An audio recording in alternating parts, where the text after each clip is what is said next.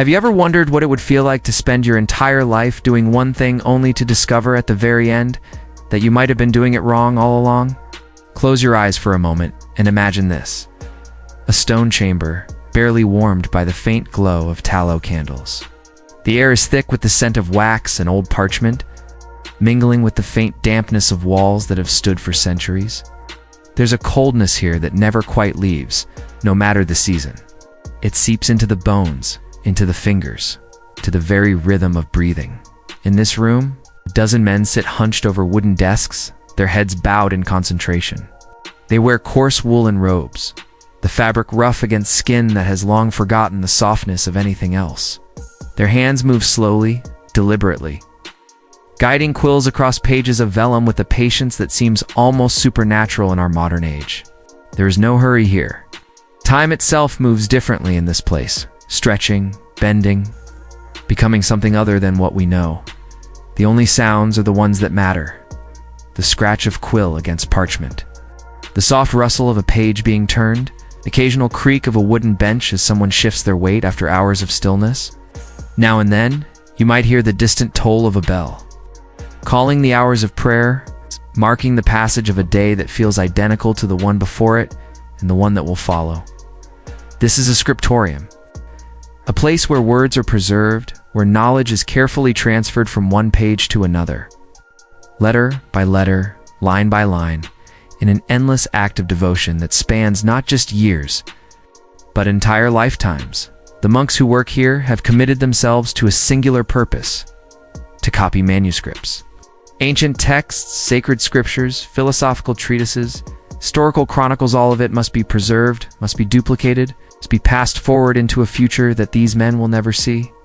They work in silence, or near silence, for even whispered conversations are discouraged in this sacred space. The work demands concentration, precision. One monklets call him Brother Thomas. His real name has been lost to the centuries. Sits at the desk nearest the small high window. A shaft of pale morning light falls across his workspace, illuminating the page before him with a quality that seems almost celestial. He has been awake since before dawn, as he is every day, rising in darkness to attend lauds, the morning prayer that marks the beginning of the monastic day. After prayer came a simple meal of bread and weak ale, eaten in continued silence in the refectory. Then, as the first gray light began to seep into the sky, he made his way here, to this desk that has been his station for more years than he can easily count. He is copying a theological commentary today, or at least he believes he is.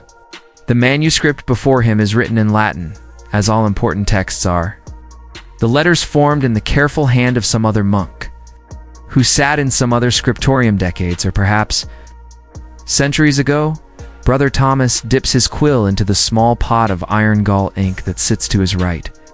The ink is black, almost blue-black in certain lights, made from a recipe that has remained unchanged for generations. Oak galls crushed and mixed with iron salts and gum arabic, then left to ferment until the mixture reaches the proper consistency. He has made this ink himself countless times, following the same ritual his predecessors followed, grinding the ingredients with a mortar and pestle in the small workroom adjacent to the scriptorium. The quill itself is a feat of simple engineering, a goose feather, carefully selected for the proper flexibility and strength, then cut and shaped with a small knife that Brother Thomas keeps sharp through constant meditative attention. The tip of the quill has been trimmed at a precise angle, creating an edge that can hold just enough ink to form 3 or 4 letters before needing to be dipped again. He begins to write. The first letter is a capital, an illuminated letter that requires special attention. He has already sketched the basic form in light pencil, a guideline that will be covered by the ink. In pigments he will layer over it. The letter is an I, the beginning of in principio, the opening words of a text that Brother Thomas has copied before, though not recently. He remembers it as important, as sacred. It's worthy of the hours it will take to replicate it perfectly. His hand moves with practiced ease, despite the stiffness that has begun to settle into his joints over the years. He is no longer young, perhaps 40, perhaps 50. It's difficult to say with certainty in an age where birthdays are rarely recorded in years. blend together in the unchanging rhythm of monastic life. His face is weathered, creased with lines that speak of long hours in concentration, of countless days spent in this same position, bent over pages that contain all the knowledge he will ever need. Around him, his brothers work in similar silence. Brother Benedict, whose desk is to his left, is copying a psalter, the book of Psalms that will eventually be used in the chapel for the divine office. Brother Michael, across the room, is working on a medical text, a compilation of remedies and treatments that might help the monastery's infirmarian care for the sick and injured. Each monk has his assigned task, his particular manuscript, his small piece of the great work of preservation that defines their communal existence. The light shifts slowly across the room as the morning advances. The candles burn down and are replaced, their flames dancing in drafts that slip through cracks in the stone walls. Brother Thomas works steadily, his world narrowed to the space between his eyes and the page, his consciousness focused entirely on the act of replication. Each letter must match the original as closely as possible. Each word must be spelled correctly, each line must maintain the proper spacing. Each margin must remain clean and orderly. This is meditation. This is prayer. This is the offering of one's life to something larger than oneself, to the preservation of knowledge, to the glory of God, to the continuity of human learning across the vast gulf of time.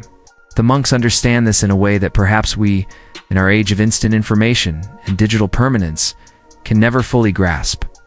For them, a book is not merely a container of information. It is a sacred object, a vessel of souls, a bridge between the living and the dead, between the present moment and eternity itself. Hours pass. The morning light gives way to afternoon shadows. The monks rise periodically to attend the prescribed prayer stirs, sext none the hours of the divine office, that structure their days like the tolling of a bell structures the passage of time. They return to their work after each prayer, settling back into their desks with a quiet acceptance that is both beautiful and, in its own way, heartbreaking, because here is what Brother Thomas doesn't know. What he cannot know, what he will perhaps never discover in the remaining years of his life, the manuscript he is copying is not the text he believes it to be. Somewhere, decades ago, in another monastery in another land, a mistake was made. Perhaps a title page was lost and replaced with the wrong one. Perhaps two manuscripts were bound together accidentally, their contents merging in ways never intended by their original authors. Perhaps a well-meaning but confused librarian catalogued a text incorrectly, and that error was copied into the records that eventually found their way here. To this remote monastery where Brother Thomas now sits, faithfully replicating what he believes to be sacred truth. But we're getting ahead of ourselves. That revelation belongs to a later part of our story. For now, there is only this: the quiet scrape of quill on parchment, the steady breathing of devoted men, the endless, patient work of preservation that defines the medieval world of manuscript culture. As evening approaches and the light begins to fail, Brother Thomas carefully cleans his quill, stoppers his inkpot, and covers his work with a clean cloth to protect it from dust overnight. He has completed 3 pages today, good day's work, though not exceptional. At this pace, the manuscript he is copying will take him perhaps 6 months to complete. And when he is finished, another manuscript will be waiting, and then another after that. This is his life. This is all their lives. And in the quiet acceptance of that truth lies something profound. Something about patience, about devotion, about the ways human beings give meaning to their existence, through repetition, through discipline, through the humble act of simply showing up, day after day, to do the work that needs doing. The candles gutter and dim. The scriptorium empties as the monks file out for vespers, the evening prayer. Soon the room will be dark, silent, waiting for tomorrow's dawn, when it will all begin again. And somewhere, in the margins of history, a question waits. What happens when devotion and error become so intertwined that they cannot be separated? What do we make of lives spent in service to a mistake? We'll explore those questions together, gently, as we continue. But for now, let the image settle. stone walls. Candlelight, patient hands, and the endless, peaceful work of copying words that may or may not be the ones that were meant to survive. To understand why these monks devoted their lives to copying, why the act mattered so profoundly. Even when mistakes crept in, we need to step back and consider the world they inhabited. A world so different from ours that it requires a fundamental shift in perspective, a slowing down of our modern assumptions about knowledge, about access, about the very nature of what a book means. Imagine a world without printing presses, without photocopiers, without digital files that can be duplicated with a single click. Imagine that every book in existence is unique. Not unique in the sense of being special or valuable, but unique in the literal sense that it is the only copy of itself, or one of perhaps a handful of copies. It's painstakingly created by hand. This was the reality for over 1,000 years of Western civilization. From the fall of Rome until the invention of movable type printing in the 15th century. During this long medieval period, books were extraordinarily rare and precious objects. A single manuscript might represent months or even years of labor. The materials alone, the animal skins processed into vellum, the inks and pigments, the wooden boards for binding could cost more than a peasant might earn in a lifetime in this world. Monasteries became the primary centers of book production and preservation. This wasn't accidental. It was a direct consequence of the social and religious structures that emerged in the early Middle Ages, as the Roman Empire collapsed and urban civilization fragmented into scattered rural communities. The infrastructure that had supported large libraries and schools largely disappeared. The great public libraries of Rome fell into ruin. The academies of Athens closed. The complex networks of trade and communication that had allowed ideas to flow freely across the Mediterranean world were disrupted by war, plague, and economic collapse. Into this vacuum stepped the monasteries' communities of men and women, who withdrew from secular society to dedicate their lives to prayer, contemplation, and manual labor. The Rule of Saint Benedict, written in the 6th century, became the template for Western monasticism, and it included a crucial element: the expectation that monks would spend part of each day reading. Idleness is the enemy of the soul, Benedict wrote. Therefore, the brothers should have specified periods for manual labor as well as for prayerful reading. This emphasis on reading created a problem. If monks were required to read, then books had to be available. And if books were to be available, they had to be created and maintained. Thus emerged the scriptorium, the writing room where manuscripts were copied, preserved, and sometimes created anew. But the work of the scriptorium was never merely practical. It was invested with profound spiritual significance. The monks understood their copying as a form of prayer, a way of serving God through the preservation of His Word and the wisdom of the Church Fathers. To copy Scripture was to participate in the ongoing revelation of divine truth. To preserve the writings of St. Augustine, or St. Jerome or Gregory the Great, was to ensure that their wisdom would continue to guide souls toward salvation. This spiritual dimension transformed the act of copying from simple labor into something closer to sacred ritual. The manuscripts themselves became holy objects, vessels containing not just information, but something more ineffable: the presence of the divine, the accumulated wisdom of ages, the very soul of Christian civilization. And this is where our story becomes more complex, more poignant. Because if manuscripts were sacred, if the act of copying was itself a form of worship, then what happened when the text being copied was wrong? What happened when errors crept in, when mistakes accumulated, when an entire tradition of copying branched off from a misunderstood original? The monks who dedicated their lives to this work believed they were preserving truth.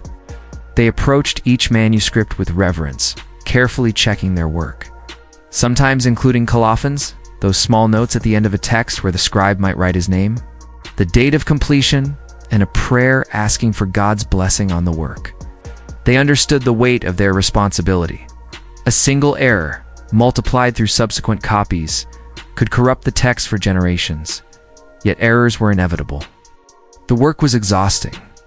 Hours spent hunched over a desk in poor light, straining to read handwriting that might already be corrupted from previous copying errors, trying to maintain focus despite cold, hunger, fatigue, and the thousand other discomforts of medieval life fall of this made perfect accuracy nearly impossible. Sometimes the errors were small, a misspelled word, a skipped line, a letter formed unclearly enough that the next scribe misread it. Other times the errors were more significant.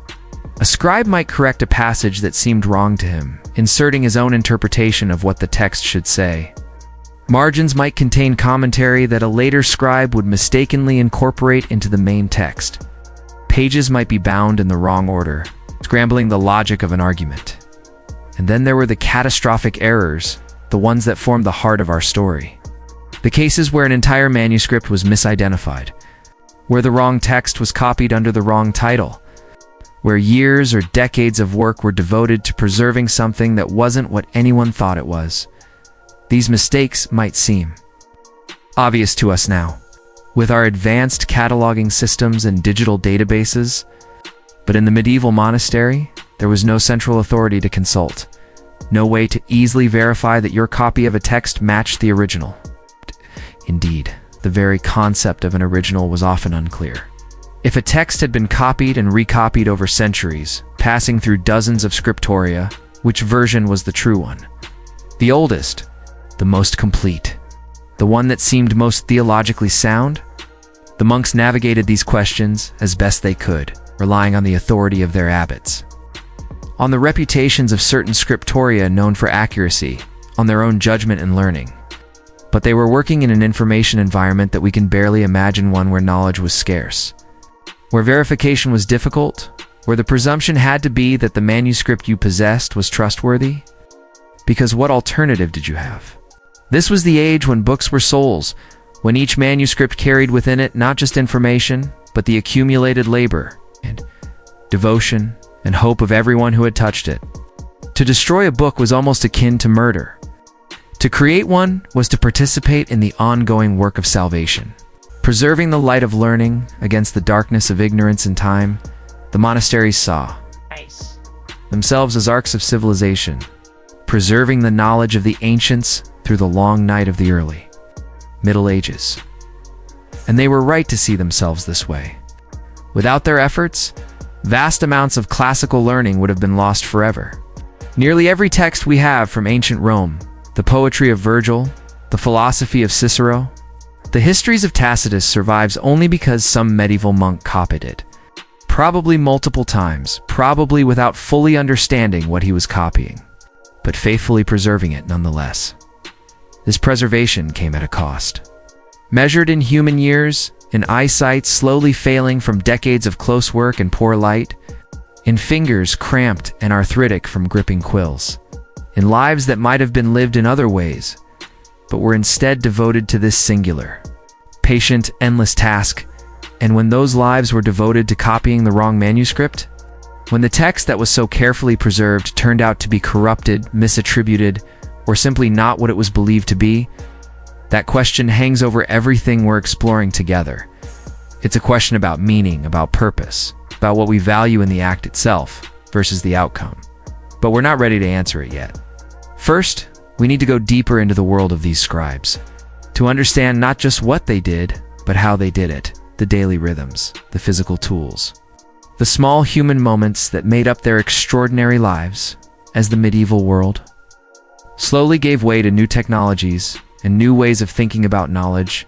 The age of manuscripts would end. But in its long twilight, stories accumulated, stories of devotion and error, of patience and misdirection, of lives spent in service to something that was perhaps never quite what it seemed to be. Let those stories wait for now in the shadows. Let them gather like the manuscripts themselves, patient and silent, ready to reveal their secrets when the time is right. The day begins in darkness. Not the comforting darkness of a modern bedroom, with its soft shadows and ambient light seeping through curtains, but the absolute darkness of a stone cell in winter, where even the stars seem reluctant to share their light. Brother, Thomas wakes to the sound of a bell, not the alarm of our digital age, but a bronze bell rung by hand somewhere in the monastery's tower. It's a sound that doesn't so much wake him as call him back from whatever dreams have occupied the night. He's been trained over years to wake at this summons, To rise immediately despite the cold, despite the ache in his bones, despite the desire to remain in the thin warmth of his straw mattress just a few moments longer, he doesn't linger. To linger would be to indulge the flesh, and the monastic life is fundamentally about the disciplining of flesh, the training of the body to serve the spirit. He swings his legs out from under the rough wool blanket and places his feet on the stone floor. The cold shoots up through his legs like a shock. It's winter roar, perhaps late autumn or early spring.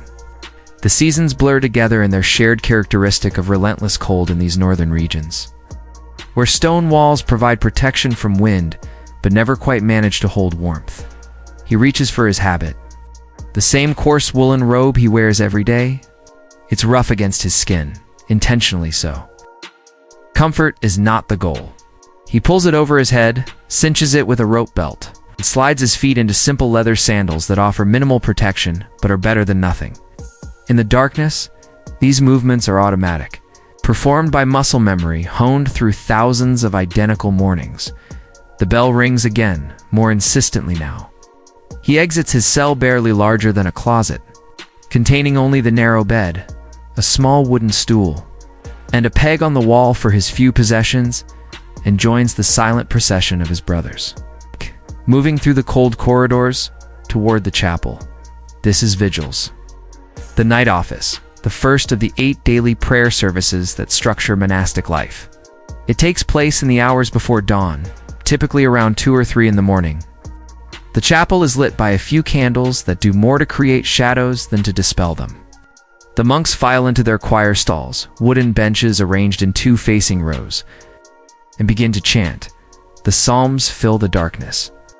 Latin words, sung in a slow, rhythmic monotone that's less like music and more like breathing, like the heartbeat of the community made audible. Brother Thomas knows these psalms by heart. He's chanted them daily for years, the words becoming part of his inner landscape, shaping his thoughts even when he's silent. Vigils lasts perhaps an hour. When it ends, the monks don't return to bed. Instead, they have a period of private prayer and reading, the Lectio Divina, the sacred reading that Benedict prescribed as essential to monastic life. Brother Thomas returns to his cell, lights a small candle, and opens the breviary that contains the day's prescribed readings. He doesn't read quickly. Speed is not the point. He reads meditatively, letting the words settle into his consciousness, repeating phrases that seem to carry particular meaning, allowing the text to shape his understanding of himself and God. As the first gray light begins to appear in the sky, the bell rings again for lauds, the morning prayer. More psalms, more chanting, the community gathered again in shared devotion. Then, finally, as dawn properly arrives, the monks file into the refectory for their first meal of the day. It's a simple meal, especially by our standards. Bread, dark, dense, made from whatever grains are available. Perhaps some cheese if the monastery's dairy has been productive. Weak ale, because water is often unsafe to drink in ale. Even weak ale has been boiled in its preparation and is therefore more reliable. The meal is eaten in silence, while one monk reads aloud from scripture or from the Rule of Benedict or from the life of a saint. Even eating is not simply eating. It's another opportunity for spiritual edification. It's for the nourishment of the soul alongside the body. After breakfast comes prime, another office, more psalms. And then finally, as the morning truly begins, the monks disperse to their assigned labors. For Brother Thomas, this means making his way to the scriptorium. The scriptorium is on the monastery's south side. It's positioned to catch the maximum amount of natural light. Even so, on overcast days, or during the winter months, the illumination is far from ideal. Brother Thomas stops first at the supply room, checking his materials. Does he have enough vellum to continue his work? Is his inkpot full? Does his quill need trimming? Vellum, the treated animal skin that serves as his writing surface, is precious. Each sheet represents a significant expense and considerable labor. The skins, usually from calves or sheep, must be soaked in lime water to remove the hair, then stretched on frames and scraped thin with curved knives, then treated with pumice to create a smooth surface that will accept ink. The best vellum is almost translucent, creamy white, with a subtle texture that provides just enough tooth for the quill to grip without bleeding the ink. His ink has been prepared in small batches, mixed according to a recipe that's been passed down through generations of scribes. Iron gall, ink made from oak galls, iron sulfate, and gum arabics, the standard. When first applied, it's a pale gray-brown, but it darkens over time to a deep black that's remarkably permanent. Some of the manuscripts in the monastery's library are centuries old, and the ink is still as dark as the day it was written. Brother Thomas carries his materials to his assigned desk. The desk itself is a simple construction or slanted surface to hold the manuscript. A flat area for his ink and tools, a small shelf underneath for storage. He arranges everything with care. The manuscript he's copying positioned at the top of his desk. The fresh vellum below it, his ink pot to the right, he's right-handed. Left-handed scribes arrange things in mirror image. His knife for trimming the quill and scraping away errors, and a ruler for keeping his lines straight. Before he begins to write, he says a brief prayer. It's not required, but it's his habit. It's a way of dedicating the day's work to God.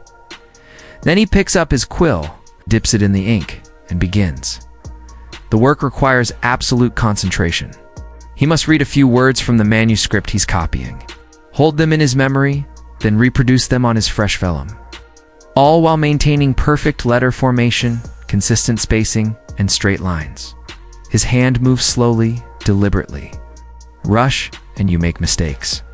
Hesitate too long, and the ink dries on your quill, creating blotches. After copying several lines, he pauses to rest his hand and check his work. Has he maintained consistent letter size? Are his lines parallel? Has he preserved the abbreviations used in the original, or inadvertently expanded them? Medieval Latin is full of abbreviations, standard shortened forms of common words that save space and time. A skilled scribe must be able to read and reproduce these accurately. Hours pass. The light in the scriptorium shifts as the sun moves across the sky. Around him, his fellow scribes work in similar concentration. The room is not completely silent. Some coughing is inevitable, the occasional scratch of a knife scraping away an error. The soft sound of pages turning, but conversation is minimal and work-related. Brother, do you have spare ink? Brother, can you read this letter? I cannot tell if it's a U or an N. At mid-morning, the bell rings for terce, the third hour. The monks set down their quills, cover their work to protect it from dust, and file out to the chapel for another office. More psalms, more prayers. Then back to the shrip. The cycle repeats throughout the day. Work, prayer, work, prayer. At midday comes sext, followed by the main meal similar to breakfast but perhaps with a vegetable stew, or, on feast days, a small portion of fish. Then none in the mid-afternoon. More work vespers as evening approaches. A light supper, compline as the last office of the day, and finally, as darkness returns, sleep. This is every day. This is every week. The only variations come from the liturgical calendar's Sundays with longer prayer services and no work. Feast days with better food and special readings. The solemn seasons of Advent and Lent with their particular emphases and disciplines. But the fundamental rhythm never changes. Prayer and work, work and prayer. The two strands woven so tightly together that they become indistinguishable. Brother Thomas's life, like the lives of all his brothers, is measured not in accomplishments or acquisitions, but in repetitions. How many times has he chanted the Psalms? How many pages has he copied? How many hours has he spent sitting at his desk, his body slowly wearing down under the weight of this patient, endless labor? There's a strange peace in this kind of life. A peace that our modern world, with its emphasis on novelty, on achievement, on the accumulation of experiences, struggles to understand. It's the peace of knowing exactly what each day will bring, of having one's choices narrowed to a single point of focus, of surrendering the burden of self-direction to a rule and a community and a purpose, larger than oneself. But there's also a cost. The cost is measured in bodies, worn before their time, in eyesight that fails from decades of close work and poor light, In the absence of everything we might call freedom or self-expression or individual ambition. The cost is measured in lives that, from the outside, might seem wasted years and years spent copying texts that no one will read, preserving knowledge for a future that seems increasingly irrelevant as each identical day blends into the next. And when those years are spent copying the wrong manuscript, when the text that consumes a lifetime turns out to be misattributed, corrupted, or simply not what anyone believed it to be, Brother Thomas doesn't know. As he works today, as he's worked yesterday, and will work tomorrow, he has no way of knowing that the manuscript before him is not what its title page claims, that somewhere in the chain of transmission, an error was introduced. A confusion that sent this particular text off on a trajectory that no one intended and no one can now correct. He works in faith. Faith that his labor matters, that his devotion serves a purpose, that the patient accumulation of letters and words and pages adds up to something meaningful in the eyes of God. Even if it means nothing in the eyes of men, as evening comes, and he covers his work for the night. He's completed another 3 pages. Tomorrow, he'll complete 3 more. And the day after that, and the day after that, in an endless progression that stretches before him like the Psalms themselves, familiar, repetitive, somehow both comforting and exhausting in their relentless sameness. The candles are extinguished. The scriptorium empties. Night returns, and with it, the first office, and the beginning of another day, identical to this one. This is the life of a scribe. This is what it means to devote oneself to the preservation of knowledge in an age when preservation requires not technology, but simply this: one human being, one page, one letter at a time, repeated unto death. Let's slow down even further now and consider the objects themselves, the tools that made this world of manuscript culture possible. Because there's something profound in the physicality of the scribe's work. Something that gets lost when we think of books as abstract containers of information rather than as material objects. Created through specific techniques with specific materials, begin with the vellum. Before it's a writing surface, it's an animal, a calf, a sheep, a goat. Young animals produce the finest vellum, their skins thin and supple, capable of being processed into sheets that are almost translucent. The animal is slaughtered, butchered, its hide removed and transported to a specialist, who will transform it into something that can receive words. The process is time-consuming and requires skill. The hide is first soaked in a solution of water and lime calcium oxide derived from heated limestone. This soaking, which might last for weeks, loosens the hair and begins to break down the proteins in the skin. After soaking, the hide is stretched on a wooden frame and scraped with a curved Nepha lunellum. It's named because its blade is shaped like a crescent moon. The scraping removes the hair from one side and the remaining flesh from the other, leaving the dermis layer exposed. More scraping follows, carefully thinning the skin until it's uniform in thickness. Too much pressure, and the knife cuts through, ruining the sheet. Too little, and the surface remains uneven, unable to take ink properly. It's a delicate balance, learned through years of practice. And even experienced craftsmen sometimes ruin a hide in the process. Once scraped thin enough, the skin is treated with pumice volcanic stone that's been ground into a fine powder. The pumice is rubbed across both sides of the stretched skin, creating a slightly rough surface that will grip the ink without allowing it to bleed or feather. Then the skin is cut free from the frame, trimmed into rectangular sheets, and sorted by quality. The finest sheets, called uterine vellum, come from stillborn calves or fetal animals taken from slaughtered mothers. These sheets are extraordinarily expensive and are reserved for the most important manuscripts of Bibles, liturgical books, texts intended for royalty or high ecclesiastical officials. Brother Thomas typically works with more ordinary vellum, still expensive, still precious, but not of the absolute highest quality. Each sheet represents a significant portion of the monastery's budget, and waste is not tolerated. If he makes an error, he cannot simply throw away the sheet and start over.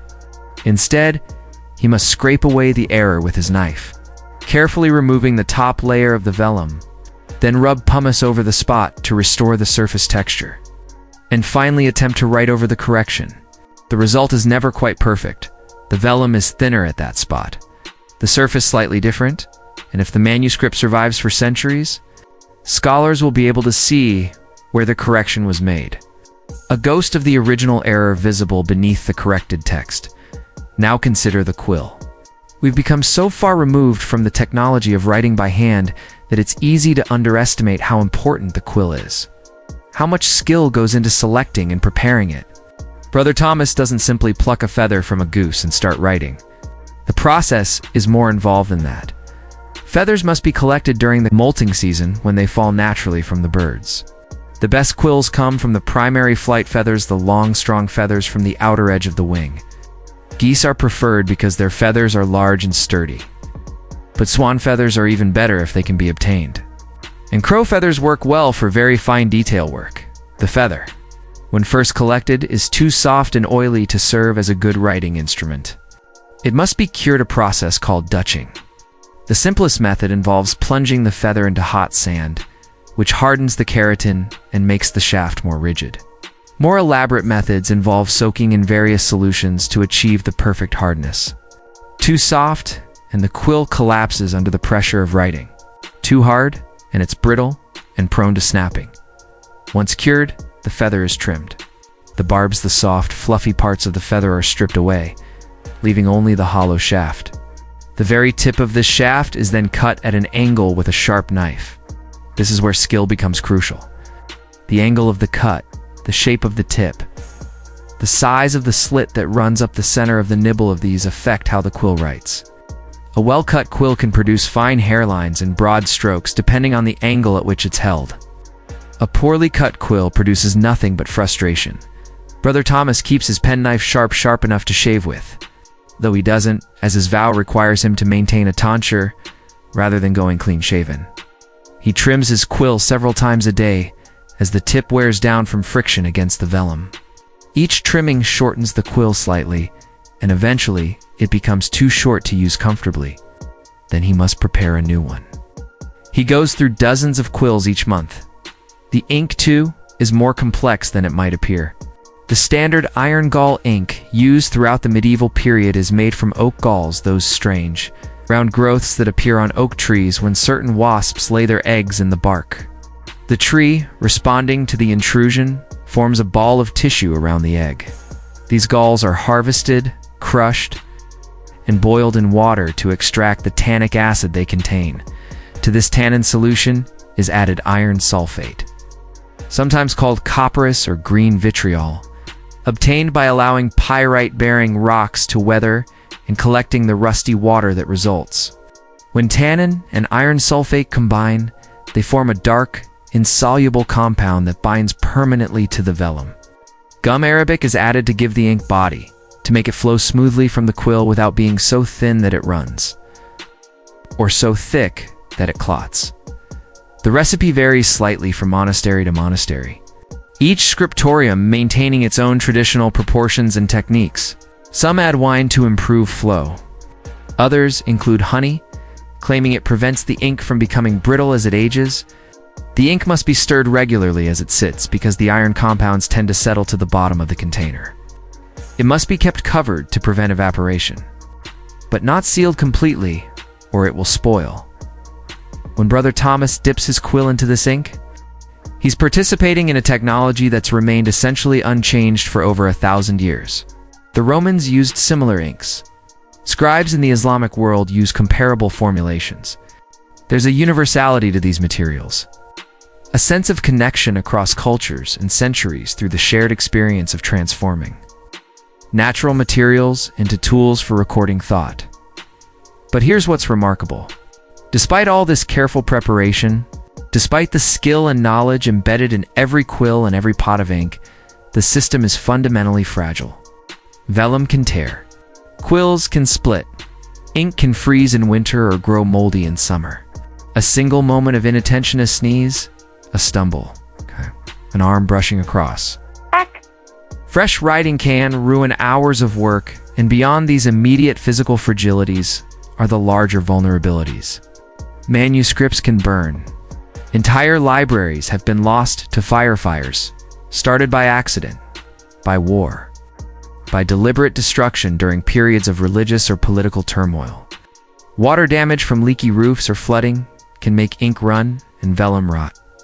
Insects and rodents find vellum delicious and will consume manuscripts if given the opportunity. Even proper storage isn't foolproof. The very act of reading a manuscript gradually wears it down, loosens its binding, weakens its pages. This fragility makes the survival of any medieval manuscript something of a miracle. Every book that reaches us across the centuries has defied tremendous odds, has passed through countless moments where it might have been destroyed or lost. And this makes the labor of the scribes even more poignant. They were creating objects designed for permanence out of materials that were inherently impermanent. They were, in a sense, building monuments to eternity out of pressed animal skin and crushed insects and sharpened bird feathers, brother. Thomas understands this fragility in his bones. He's careful with his materials not just because they're expensive, but because he knows how easily everything can be lost. He's heard stories of other monasteries where the library burned, where years of accumulated manuscripts were reduced to ash in a single night. He's seen what happens when a manuscript is poorly stored, the mold that grows like fur, the way the ink fades until the words are barely visible, the brittleness that makes pages crack and crumble. When touched so, he works with a kind of reverence that's as much about material reality as spiritual devotion.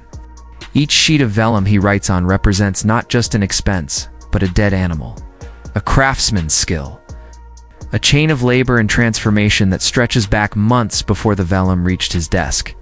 Each pot of ink embodies knowledge, the knowledge of where to find galls, how to extract tannin, how to balance the ingredients to achieve the proper color and consistency. When he makes a mark on the page, he's not just copying information. He's engaging in a physical act that connects him to a web of craft, commerce, and knowledge that spans the medieval world. The vellum might have come from Ireland. The galls might have been harvested in France. The techniques he uses were developed over centuries, refined through the trial and error of thousands of anonymous scribes. And all of this care, all of this skill, all of this accumulated knowledge and patient craft is being applied to the copying of a manuscript that, unbeknownst to Brother Thomas, is not what its title claims it to be. The text he is so carefully preserving, letter by letter, is perhaps a philosophical treatise that has somehow been labeled as scripture, or a commentary that has been separated from the text it was meant to explain, or a pastiche of multiple works that have been accidentally bound together and treated as a unified whole. Does the error change the value of his labor? Does it matter that the object he's creating so carefully is, in some fundamental way, based on a misunderstanding? These are questions we'll return to. But for now, let them rest beside the other objects on Brother Thomas's desk beside. The quill and the ink pot and the sheets of vellum waiting to be filled. Let them wait there, patient and unanswered, like the tools themselves, ready to serve whatever purpose they're called to. Regardless of whether that purpose is the one anyone intended, the light fades. Another day of careful work ends. Tomorrow the quills will be trimmed again, the ink will be stirred again. The vellum will receive its careful burden of letters again. The cycle continues, as it has continued, as it will continue, till something breaks the tools, the system, or the assumptions that make it all seem meaningful. But that breaking hasn't come yet. For now, there is only this: the scratch of quill on vellum, the faint smell of ink, the cold stone room, and the patient hands that transform fragile materials into something it's meant to last forever. Now we come to the heart of our story, the moment where devotion and mistake begin their strange, inseparable dance. Have you ever committed yourself completely to something, only to discover later that your understanding of it was flawed from the beginning, that the foundation you built upon was less solid than you believed? Brother Thomas sits at his desk on an autumn morning, 3 years into his current project. 3 years. Over 1,000 days of rising in darkness, of chanting psalms, returning to this same wooden desk, and continuing the slow, patient work of replication. The manuscript before him is perhaps halfway complete. At his current pace, he'll finish it in another 3 years. God willing, he believes he is copying a theological commentary on the book of Revelation that's strange, apocalyptic final book of the New Testament. Filled with visions of beasts and angels, seals and trumpets, the cosmic battle between good and evil. The manuscript he works from is labeled as such in the monastery's catalog. The title page, carefully illuminated by some long-dead scribe, identifies it as commentarius in Apocalypsin by a respected church father. His name carries weight and authority. But here's what Brother Thomas doesn't know. What he cannot know without resources and knowledge that don't exist in his small world. The manuscript he's copying is actually a conflation of 3 different texts, bound together at some point in the distant past when pages were damaged and a well-meaning but confused librarian attempted to reconstruct what had been lost. The first 40 pages are indeed from a commentary on Revelation, though not by the author attributed on the title page. The next 60 pages are from an entirely different work of meditation on the nature of time and eternity that has nothing to do with Revelation at all. The final section returns to apocalyptic themes, but draws heavily from non-Christian sources. From Hermetic texts and Neoplatonic philosophy that early, church authorities would have viewed with deep suspicion, if not outright heresy, the manuscript. In other words, is a chimera creature stitched together from incompatible parts, labeled with a name that doesn't quite fit any of its components, transmitted through the centuries as if it were a unified work by a single authoritative voice. How did this happen? The answer, as with most historical errors, lies in a series of small, understandable mistakes that compounded over time. Perhaps 2 centuries ago, in a monastery far to the south, a fire damaged part of the library. Manuscripts were rescued from the flames, but not all pages survived intact. In the aftermath, as the community tried to restore order, pages from different manuscripts were mixed together. Some were clearly labeled with running titles or colophons identifying their source. Others were not. A librarian, working quickly, trying to salvage what could be salvaged, made his best guess about which pages belonged together. The repaired manuscript was then cataloged under the title of what appeared to be its primary content. Years later, that manuscript was borrowed by a traveling scholar who brought it to another monastery where it was copied. The copyist, trusting the catalog information, faithfully reproduced not just the text, but the title attribution. That copy was then copied again and again. Each scribe trusting that those who came before had done their work accurately. By the time the manuscript reached Brother Thomas's monastery, brought by a wandering friar who donated it to the library, or perhaps purchased at significant expense from another house that needed funds, it had acquired the patina of authenticity that comes with age and with multiple generations of transmission. No one questioned it. Why would they? The title page was clear, the handwriting was skilled, the Latin was competent. It looked like what it claimed to be, and so Brother Thomas copies it, page by page, letter by letter. Believing he is preserving an important work of Christian theology, he takes his task seriously. When he encounters passages that seem strange or difficult, he assumes the difficulty lies in his own understanding, not in the text itself. After all, these are the words of a church father, written centuries ago, dealing with profound spiritual mysteries. Of course they're difficult. Of course, they sometimes seem to contradict themselves or veer into unexpected territory. The fault must be in his reading, not in the text. This is the insidious nature of such errors. They're self-reinforcing. The more authority a text is presumed to have, the less likely anyone is to question it. In the act of copying itself, the sheer amount of time and effort invested creates a psychological commitment that makes it even harder to step back and ask, wait, is this actually what we think it is? Brother Thomas isn't stupid. He's actually quite learned by the standards of his time and place.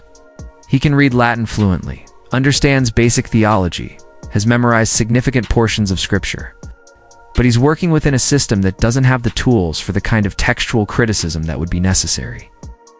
To identify the problems with this manuscript, he can't compare it against other versions because this might be the only copy within hundreds of miles. He can't consult scholarly articles or reference databases.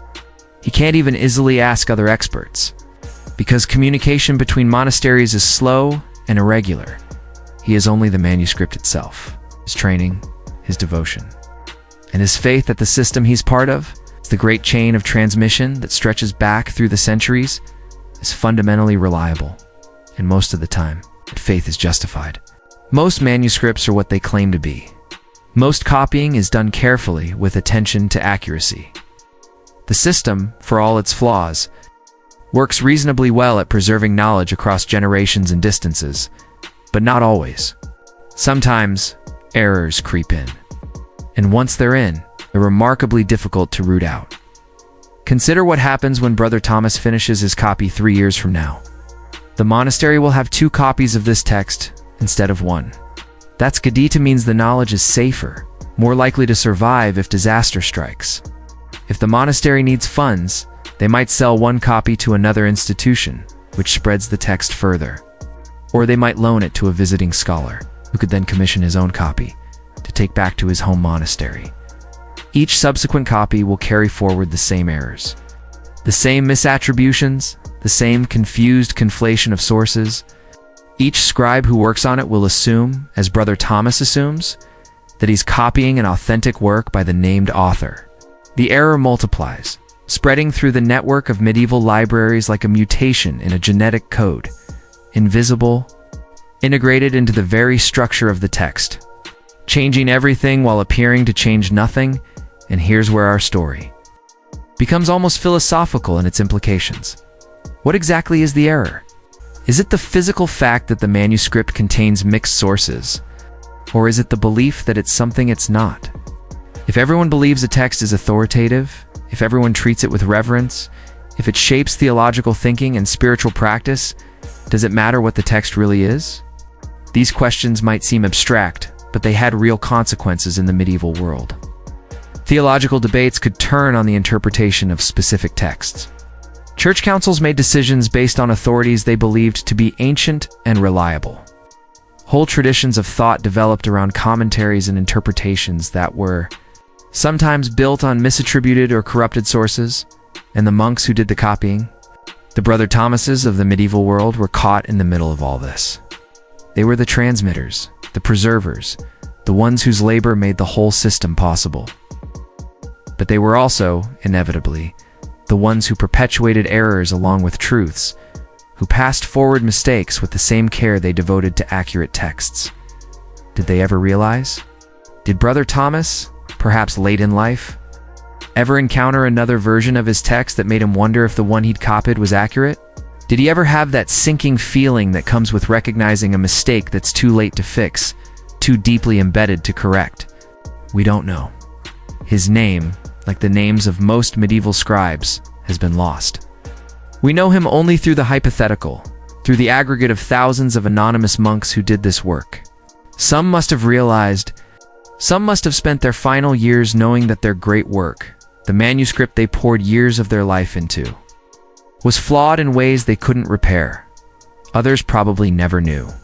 They died believing they had served faithfully, that their labor had meaning. They had contributed to the great project of preserving Christian knowledge and wisdom. And perhaps, in a sense, they were right. Perhaps the meaning of their work lies not in whether the manuscripts they copied were perfectly accurate, but in the fact that they worked with devotion, with patience, with a commitment to something larger than themselves. But that's a modern, perhaps romanticized view. For the monks themselves, accuracy mattered enormously. A corrupted text was a spiritual danger. It could lead souls astray, could propagate false teachings, could undermine the very faith it was meant to support. The stakes from their perspective couldn't have been higher. So when we imagine Brother Thomas at his desk, carefully forming each letter, checking his work against the original, saying his prayers over the manuscript, we have to hold in our minds both realities simultaneously. There is his reality. He is doing sacred work, preserving truth, serving God through patient devotion. And there is the reality we can see from our historical distance. He is copying a corrupted text, perpetuating an error, devoting his life to a mistake. Both realities are true. Both matter. And the tension between them is what makes this story more than just a curious historical footnote. It's a story about faith and error, about devotion and delusion, about the ways human beings create meaning through labor, even when That labor serves purposes other than the ones they intend. The autumn light continues to shift across the scriptorium. Brother Thomas continues to write. The manuscript grows page by page, a beautiful object created with skill and care, containing text that is both valuable and deeply problematic in ways its creator cannot perceive. How many such manuscripts existed? How many still exist, sitting in libraries, cataloged and preserved?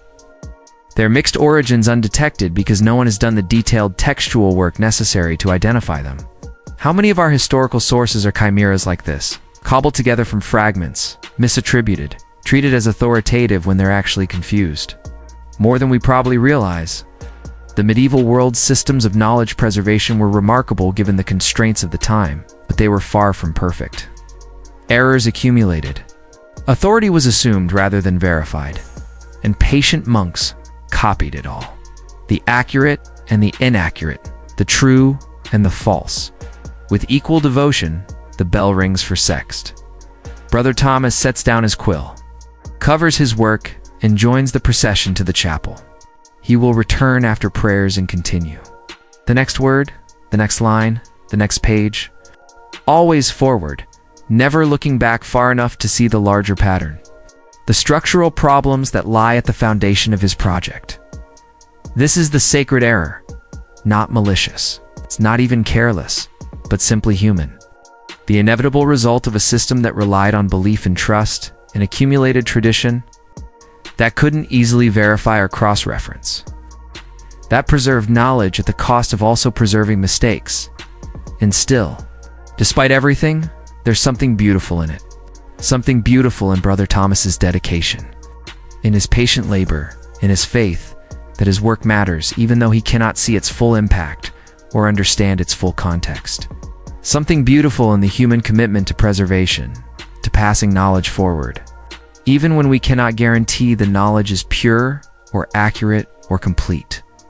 We live in an age of digital perfection, where texts can be compared instantly, where errors can be corrected globally with the push of a button, where authority can be verified and sources cross-referenced. And yet, do we work with any more devotion than Brother Thomas? Do our efforts to preserve and transmit knowledge carry any more meaning than his patient copying? These are questions to hold lightly, like the vellum itself, precious, fragile, requiring gentle handling. Let them rest there as we move forward in our story. As we watch this era that is also truth spread through the medieval world, multiplying quietly, shaping thought in ways both profound and invisible. The afternoon stretches ahead.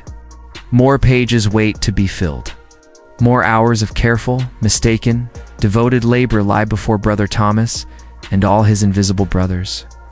Working in scriptoria scattered across Europe, each believing they're preserving truth, each potentially copying errors that will outlive them by centuries. The quill scratches on, the ink flows. The error perpetuates. And somewhere in the gap between intention and outcome, meaning persists, fragile, complicated, stubbornly human. There's a particular kind of tragedy in watching something wrong multiply precisely because people believe it's right. The better the intentions, the more careful the work. The more thoroughly the error becomes embedded in the system. Let's follow the journey of Brother Thomas's manuscript, the one he's spending 6 years of his life creating, and see how one monk's devoted labor becomes part of a much larger pattern of transmission and transformation. The years now, let's say 1247. Brother Thomas has finally completed his copy. 6 years of rising in darkness, of chanting psalms, of returning to his desk day after day. 6 years of careful letter formation, of mixing ink and trimming quills, of straining his eyes in poor light. The manuscript is complete. 280 pages of careful script, decorated with modest illuminations at the beginning of each major section. It's not as elaborate as the great Bibles produced in the famous scriptoria of Paris or Canterbury, but it's beautiful in its way, clean, legible. Reverend de Colophon at the end records the completion. This work was completed in the year of our Lord 1247, in the monastery of Saint Benedict by the hand of Thomas, monk and scribe, unworthy servant of God. May the reader pray for him, amen? Brother Thomas is 53 years old now.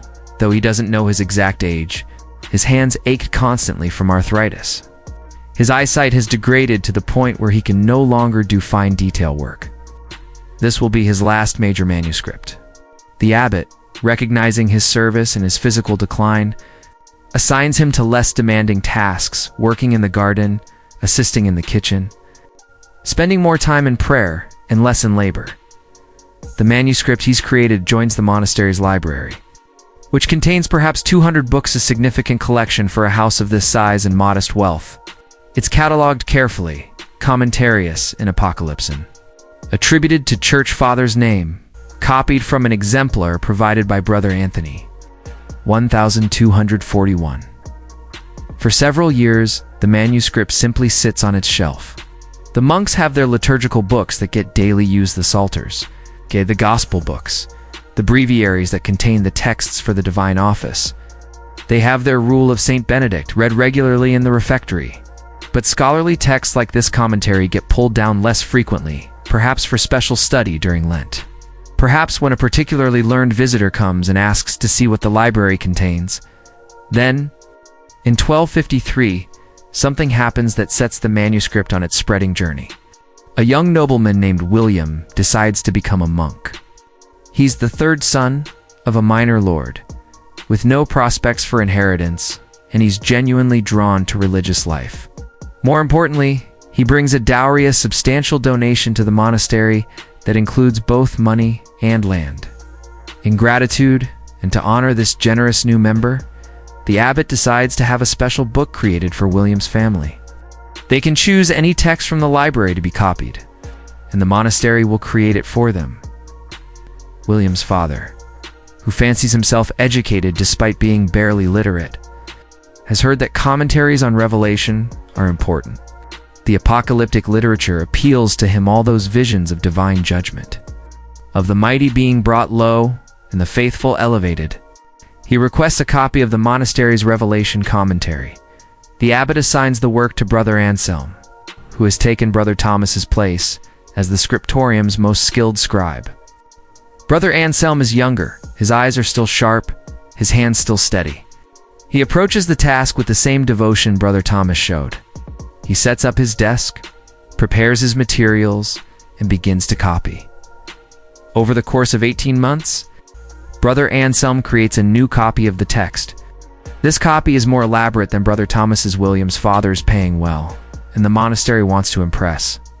The illuminations are more complex, with gold leaf applied in places.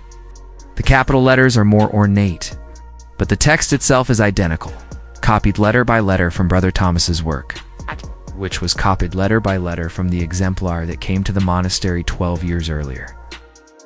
When it's complete, the manuscript is bound in leather covers with metal clasps and delivered to William's family estate. There it sits in the family's small private chapel, more ornament than tool. William's father shows it to visitors with pride. Look at the learning, the piety, the cultural sophistication this manuscript represents. Few of these visitors can actually read Latin, but that's not really the point. The manuscript is a status symbol. It's a marker of cultivation and religious devotion. But here's where the story takes an interesting turn.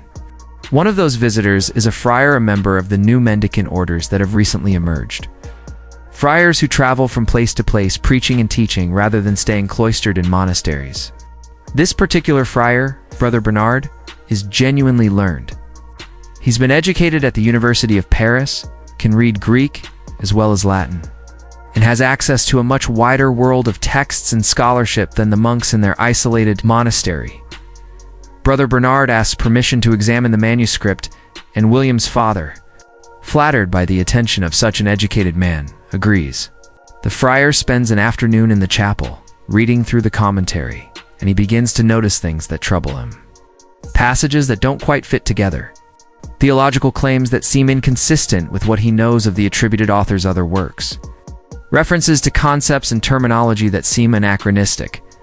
Too late for the period when this church, Father was supposedly writing, he's not certain he'd need to compare this manuscript against other copies, against other works by the same author, against the broader corpus of patristic literature.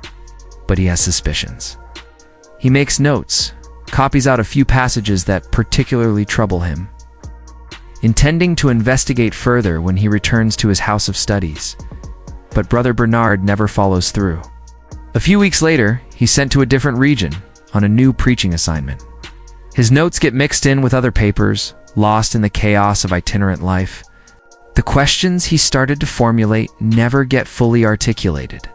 The investigation he might have conducted never happens. Meanwhile, the manuscript continues its journey. William, the young nobleman turned monk, eventually rises to a position of responsibility in his monastery. He becomes the novice master, responsible for training young monks. And he uses the commentary, the copy of a copy, as a teaching text.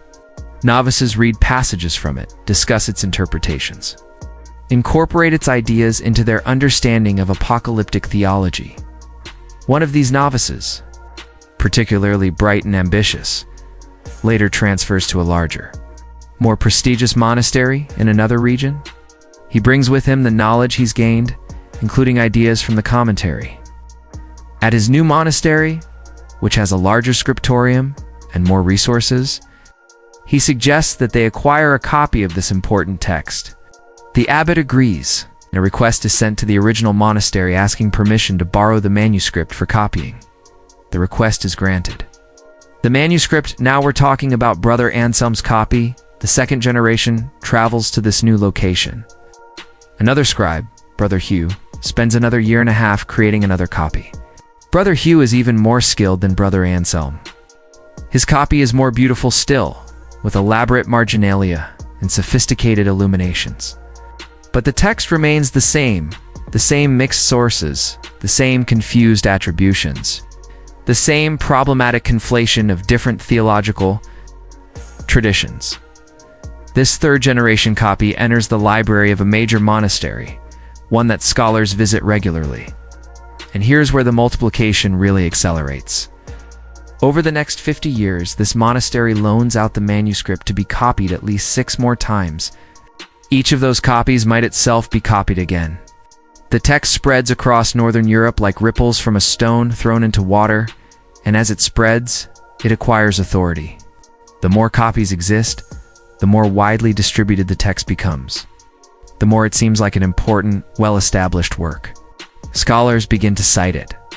Theologians reference it in their own writings. Teachers use it in universities.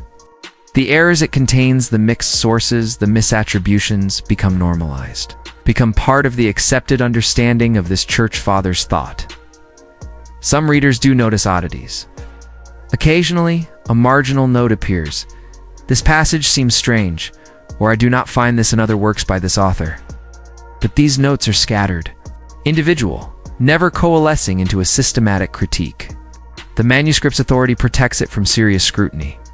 After all, it exists in multiple copies, in prestigious libraries used by respected teachers. Surely if there were serious problems, someone would have noticed by now. This is how errors perpetuate, not through conspiracy or carelessness, but through the very mechanisms meant to preserve accuracy. The more effort invested in copying a text, the more copies that exist, the more authority the text accrues, and the less likely anyone is to question its authenticity. The system reinforces itself, and the original monks, Brother Thomas and Brother Anselm and Brother Hugh and all the others, never know. They die believing they've done important work, that they've contributed to the preservation and spread of valuable knowledge. In a sense, they have.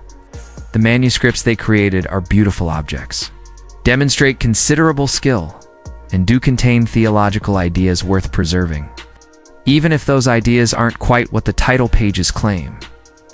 By 1350, roughly a century after Brother Thomas completed his copy, the commentary exists in at least 25 copies scattered across Europe. It's been cited in 3 major theological works. Passages from it have been quoted in sermons. Students at universities have written commentaries on it, adding yet another layer of interpretation to the already confused original. And here's the strangest part: some of the ideas in this mixed up text ideas that came from the Hermetic and Neoplatonic sources that got accidentally conflated with the Christian. Commentary began to influence Christian thought. Scholars read these ideas in what they believe to be an authoritative early church source, and they think, oh, so these concepts have a solid foundation in Christian tradition. They incorporate these ideas into their own thinking, blend them with other sources, pass them forward to their students. The error doesn't just spread, it transforms. It becomes productive. It generates new thought, new interpretations, new directions in theological speculation. Some of these directions are interesting. Genuinely creative engagements with complex questions about time, eternity, apocalypse, and redemption. The fact that they're partly based on a misunderstanding doesn't negate their creativity, their influence. This is what makes the story of manuscript errors so fascinating and so strange. We tend to think of errors as purely negative, as problems to be identified and corrected. But in a system like medieval manuscript culture, where verification was difficult and authority was assumed, errors could become generative. They could shape thought in unexpected ways, could open up avenues of interpretation that might never have emerged from a pure text, of course. From a certain perspective, this is deeply troubling. If theological traditions are built partly on mistakes, if ideas that people believed were ancient and authoritative turn out to be accidents of transmission, what does that say about the reliability of tradition itself? What does it say about claims to truth based on historical authority? These are uncomfortable questions. They're part of why the recovery of accurate texts became so important to Renaissance humanists and later Protestant reformers. They wanted to get back to the sources, to clean up the corruptions and errors that had accumulated over centuries of manuscript transmission. They wanted truth, not tradition, or rather. They wanted a tradition that could be verified as truly authentic. But that cleaning up process lay far in the future. In the medieval period we're exploring, the errors simply spread, quietly multiplying through the patient labor of devoted scribes who believed they were preserving truth. Brother Thomas has been dead for decades by the time his manuscript reaches its widest influence. He never knew that his 6 years of labor would spawn so many descendant copies, would spread across so much geographical and intellectual territory. He couldn't have imagined his work being cited by scholars at the University of Paris, or being studied by monks in distant England. If he had known, he would have been proud. He would have felt that his life had mattered, that his devotion had borne fruit. The fact that the text he copied so faithfully was itself problematic, that knowledge would have devastated him. But he never had to know. He died in peace in his monastery, surrounded by his brothers, believing he had served God faithfully through his patient work. Isn't there something merciful in that ignorance? Something kind in the fact that he never had to face the possibility that his life's work was built on a misunderstanding? Or is ignorance never merciful? Is there something tragic in having lived for a purpose that wasn't quite what you believed it to be? These questions have no easy answers. They hang in the air of the scriptorium like the scent of ink and vellum, present but insubstantial, real but impossible to grasp firmly. The manuscripts continue their journey through history. Some survive to the present day, sit in research libraries, have been digitized and made available online. They can, with enough effort, untangle the mixed sources and reconstruct what probably happened.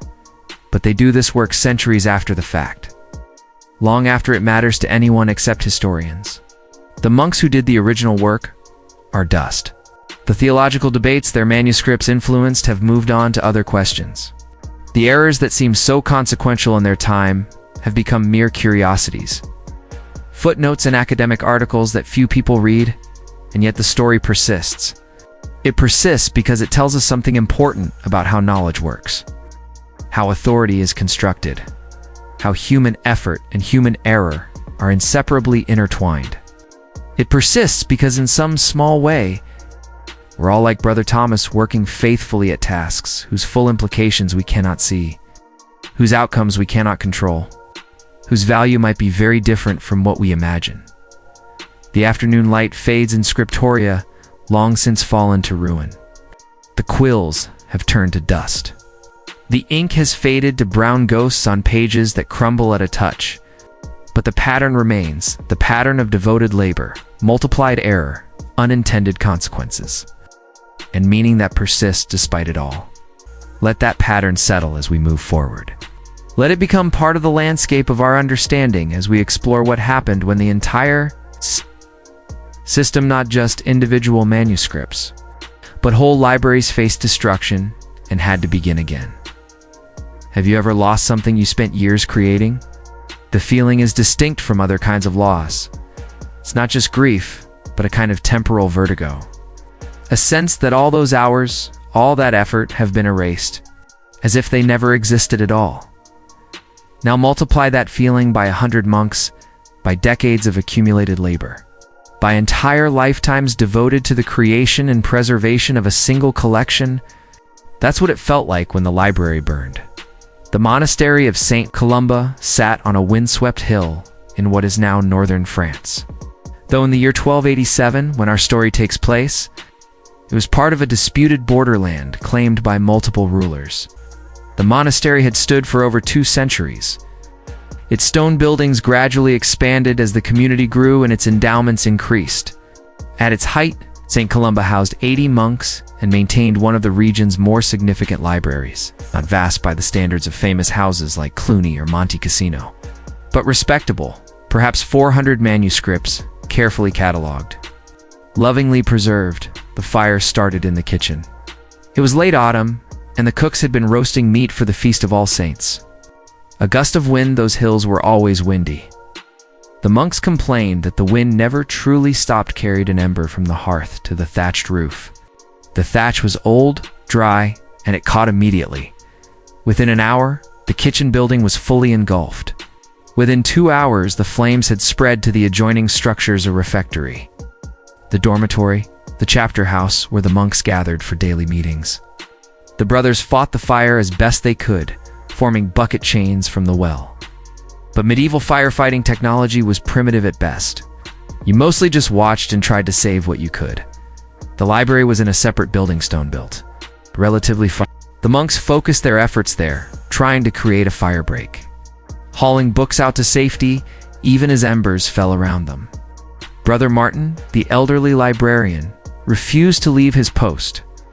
He kept working, passing manuscripts to younger monks who carried them out to the courtyard, until the smoke became too thick and his brothers physically dragged him out. Coughing and disoriented, they saved perhaps a quarter of the collection. 100 manuscripts grabbed hastily, sometimes damaged by smoke or water or rough handling, but surviving. The rest, 300 books, representing centuries of accumulated copying, preservation, and scholarship, were lost when the library's roof finally collapsed in a shower of sparks and burning timber. In the aftermath, the monks stood in the courtyard, watching the embers glow in the darkness, faces illuminated by the dying fire. They had lost their dormitory, their refectory, their chapter house, their library. Most of their personal possessions, the few items monks were allowed to keep, were gone. No lives had been lost, which was itself remarkable, but the physical infrastructure of their communal life had been largely destroyed. Brother Martin, the librarian, wept openly. He was 73 years old and had served as librarian for 45 years.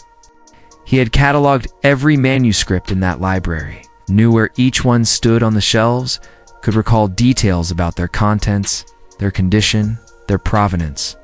They weren't just books to him, they were companions, responsibilities.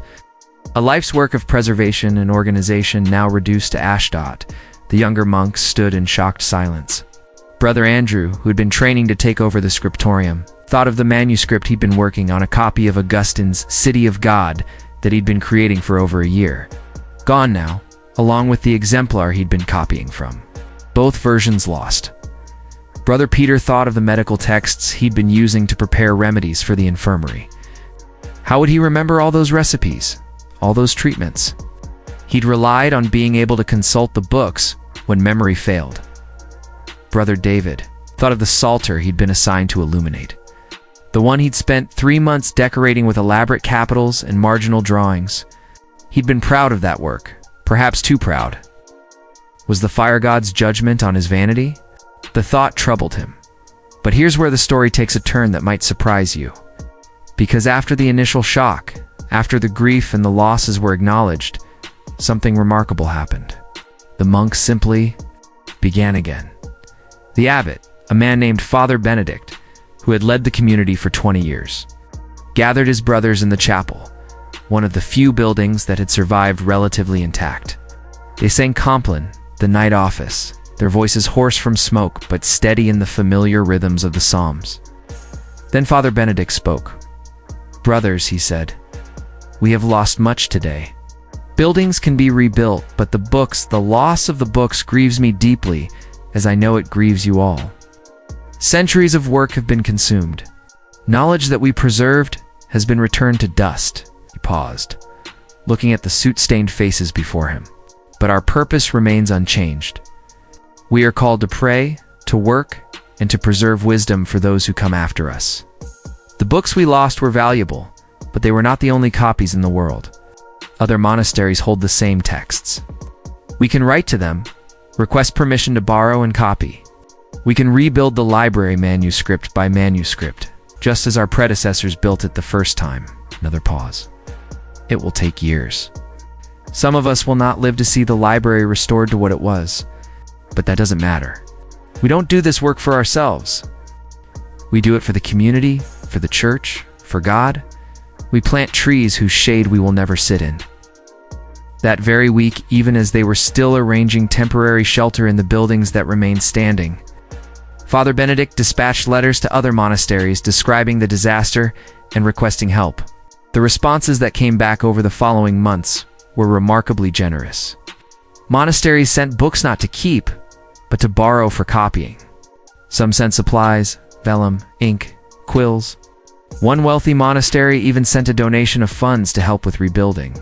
The monks cleared away the debris, salvaged what stone they could for reuse, and began planning new buildings. But even before the physical reconstruction was complete, the work of rebuilding the library had begun. A temporary scriptorium was established in a corner of the chapel. Desks were improvised from planks and sawhorses. Light came from expensive candles that the monastery could barely afford, and the monks copied. Brother Martin, despite his age, refused to simply oversee. He took up a quill and began copying a psalter, working slowly but steadily. His arthritic hands forming letters that were less elegant than in his youth, but still clear, still serviceable. Brother Andrew started over on his Augustine, copying from an exemplar borrowed from a monastery 50 miles away. Brother Peter began reconstructing the medical texts from memory, writing down every recipe he could recall, every treatment he'd learned, creating a new compilation that would eventually prove more useful than the texts that had been lost. Here's what strikes me about this story. What makes it more than just a historical anecdote about a fire? The monks didn't seem to need a guarantee of success to justify their effort. They didn't ask, what if we rebuild the library and another fire destroys it? What if we spend years copying these manuscripts and no one ever reads them? What if our work is futile? They simply worked. Because the work itself was the point. This is a fundamentally different approach to meaning and purpose than what dominates our modern world. We tend to think of work as instrumental as a means to an end. We work to achieve specific outcomes, and if those outcomes are threatened or undermined, the work loses its meaning. But for these monks, the work was devotional. It was an offering, a practice. It's a way of structuring life around values and commitments that transcended individual outcomes. When Brother Martin sat at his improvised desk, copying psalms he'd already copied dozens of times in his long career, he wasn't thinking, this copy might burn too. Or if he did think that, it didn't stop him. Because the copying itself was prayer, was devotion, was the proper response to the calling he'd accepted when he entered monastic life. And here's where our larger theme returns.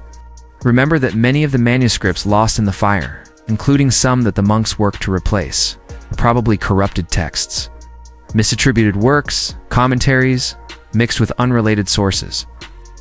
The monks didn't know this, couldn't know this. They replaced these texts as diligently as they replaced the accurate ones, because their system didn't have a good way to distinguish between them, so the pattern repeated. Error and truth were preserved with equal devotion, copied with equal care, treated with equal reverence. The fire might actually have done a service by destroying some of these problematic Text sects that the monks simply borrowed copies from other libraries and reproduced them. Again, this is both beautiful and troubling. Beautiful in the devotion, the patience, the sheer stubborn commitment to continuation despite catastrophic setback. Troubling in the way it demonstrates how systems can perpetuate problems even as they try to solve them. How good intentions and hard work don't necessarily lead to good outcomes. Brother Martin died for years after the fire, before the new library building was completed, but by the time of his death, the collection had grown back to about 150 manuscripts, not yet restored to its former size, growing steadily. At his funeral, the abbot spoke of Brother Martin's faithfulness, his dedication, the way he had responded to disaster by simply doing what he'd always done, preserving books, organizing knowledge, serving the community through patient labor. No one mentioned that some of the books he'd helped preserve were flawed. No one knew. It wouldn't have mattered if they had known. The value of Brother Martin's life didn't depend on whether every manuscript in his library was perfectly accurate. It depended on the fact that he had taken responsibility seriously, had worked with devotion, had understood his role in a larger story that extended far beyond his individual life. The monastery continued its rebuilding for decades. By 33 years after the fire, the library held about 300 manuscripts again. Not all were replacements for what had been lost, some were new acquisitions, texts that hadn't been in the original library. The collection was both a restoration and a transformation, simultaneously a return to what had been and a creation of something new. And then, in 1348, the Black Death arrived. The plague swept through the region, killing perhaps a third of the population. At St. Columba, 40 monks died in the space of 6 months. The library survived intact. Diseases don't burn books, but the community was devastated. There weren't enough monks left to maintain the full liturgical schedule, let alone to staff the script. The library, so painstakingly rebuilt, sat largely unused for a generation. Some manuscripts were loaned out and never returned. Others were sold to raise funds during the financial crisis that followed the plague. By 1400, the collection had shrunk again.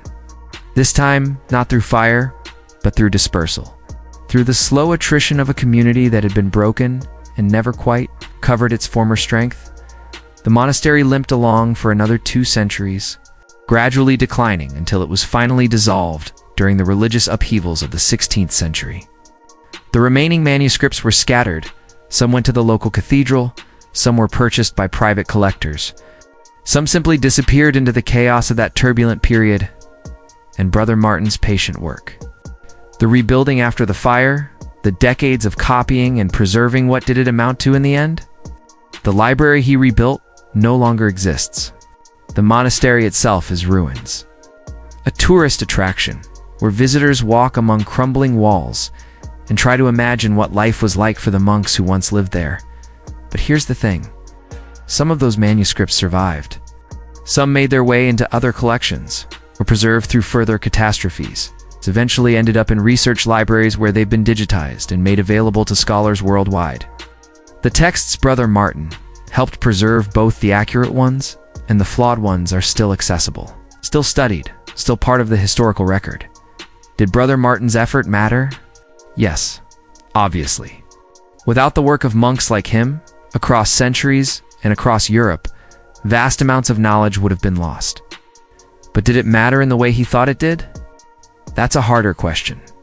He thought he was preserving eternal truths in service to God's glory. We might say he was preserving historical texts of varying accuracy in service to human knowledge and cultural continuity. Both perspectives have validity, but they understand meaning quite differently.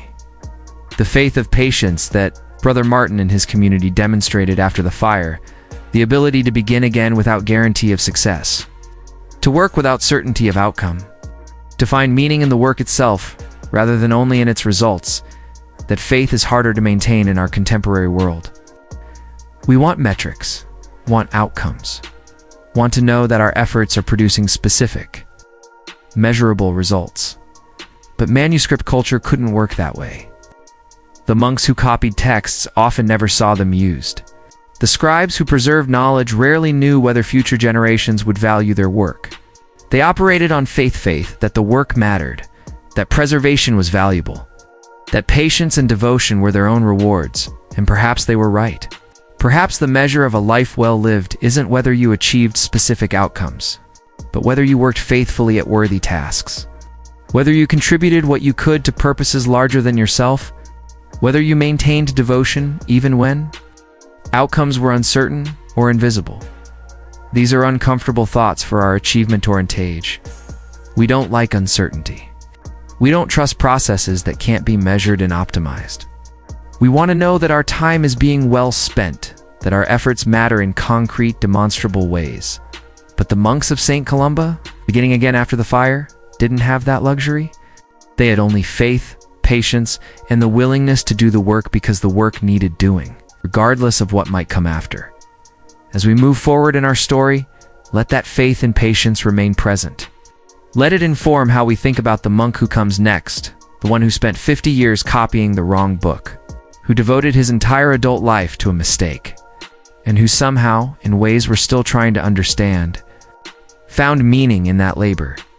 His story is the heart of everything we're exploring, but we needed to build up to it slowly, needed to understand the world he inhabited, the values he held, the system he was part of.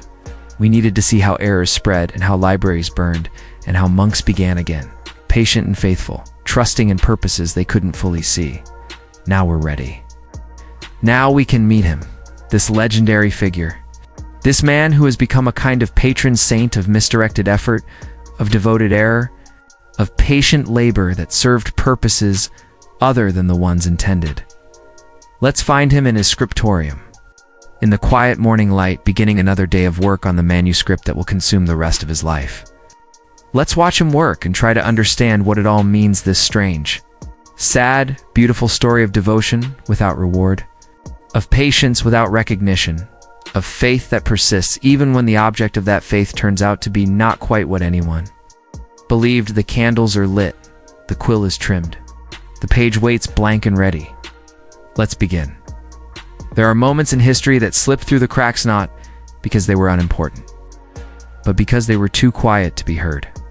This is one of those moments.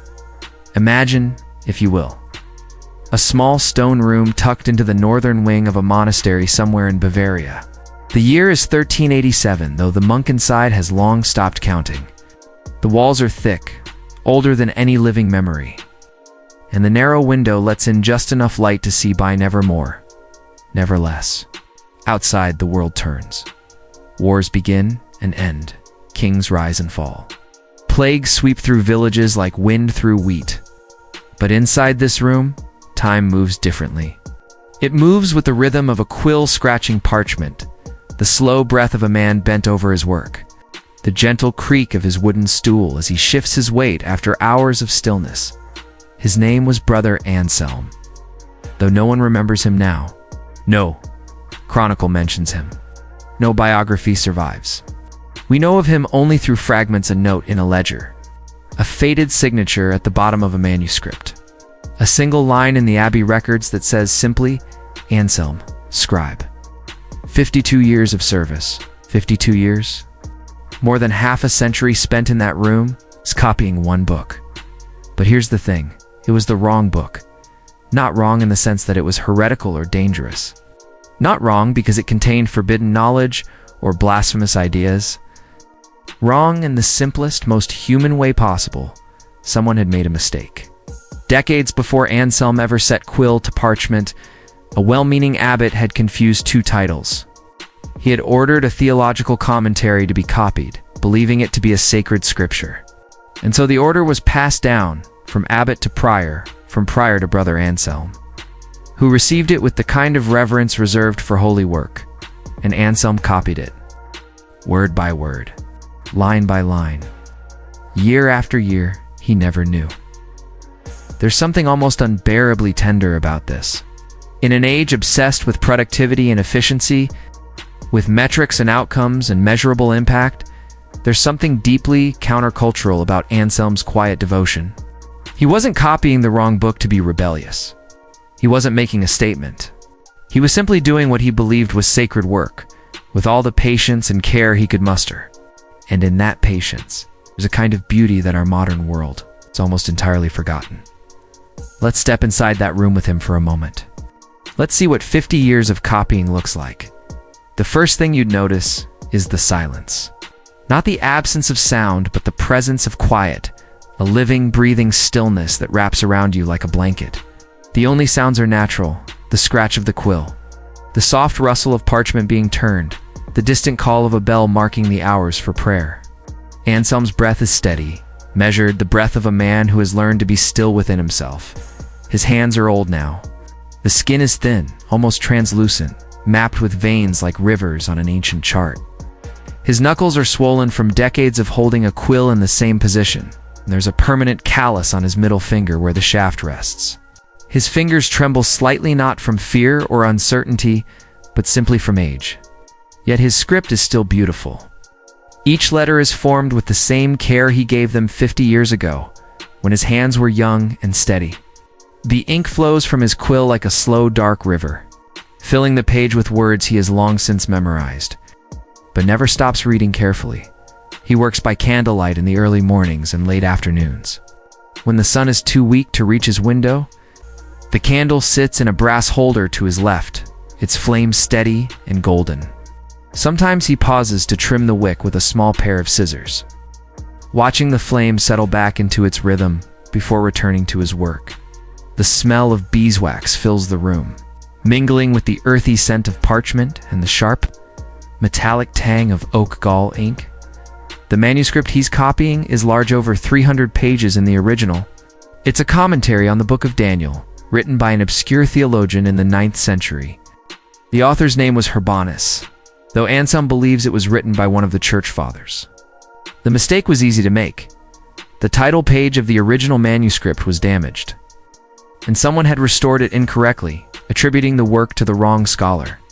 By the time the manuscript reached Anselm's abbey, it had passed through so many hands, been copied so many times, that no one thought to question its authenticity, and so Anselm copied it. Believing he was preserving the words of a saint, he's on his 4th complete copy now. The first 3 sit in the abbey library, carefully shelved and catalogued, their spines labeled with gold leaf.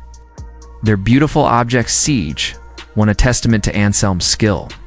The letters are perfectly formed, the margins ruled with mathematical precision. The illuminated capitals glowing with color, deep blues made from crushed lapis lazuli, reds from vermilion, golds from real gold leaf mixed with honey and egg white. He's decorated each copy with the same motifs, vines and leaves curling around the margins, tiny birds perched on the stems, occasional dragons or fantastical beasts tucked into the corners. Not because the text calls for them, but because Anselm believes that beauty honors God. He's slower now than he used to be. In his youth, he could copy 10 pages a day. Now, on a good day, he manages 4. His eyes tire more easily, and sometimes the letters blur together, forcing him to stop and rest. But he never complains.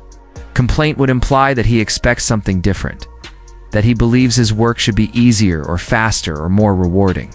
And Anselm expects nothing. He simply works.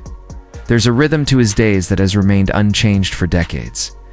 He wakes at dawn, when the first bell rings for lauds. He joins his brothers in the chapel for prayer, his voice blending with theirs in the ancient chants that have been sung in this place for centuries.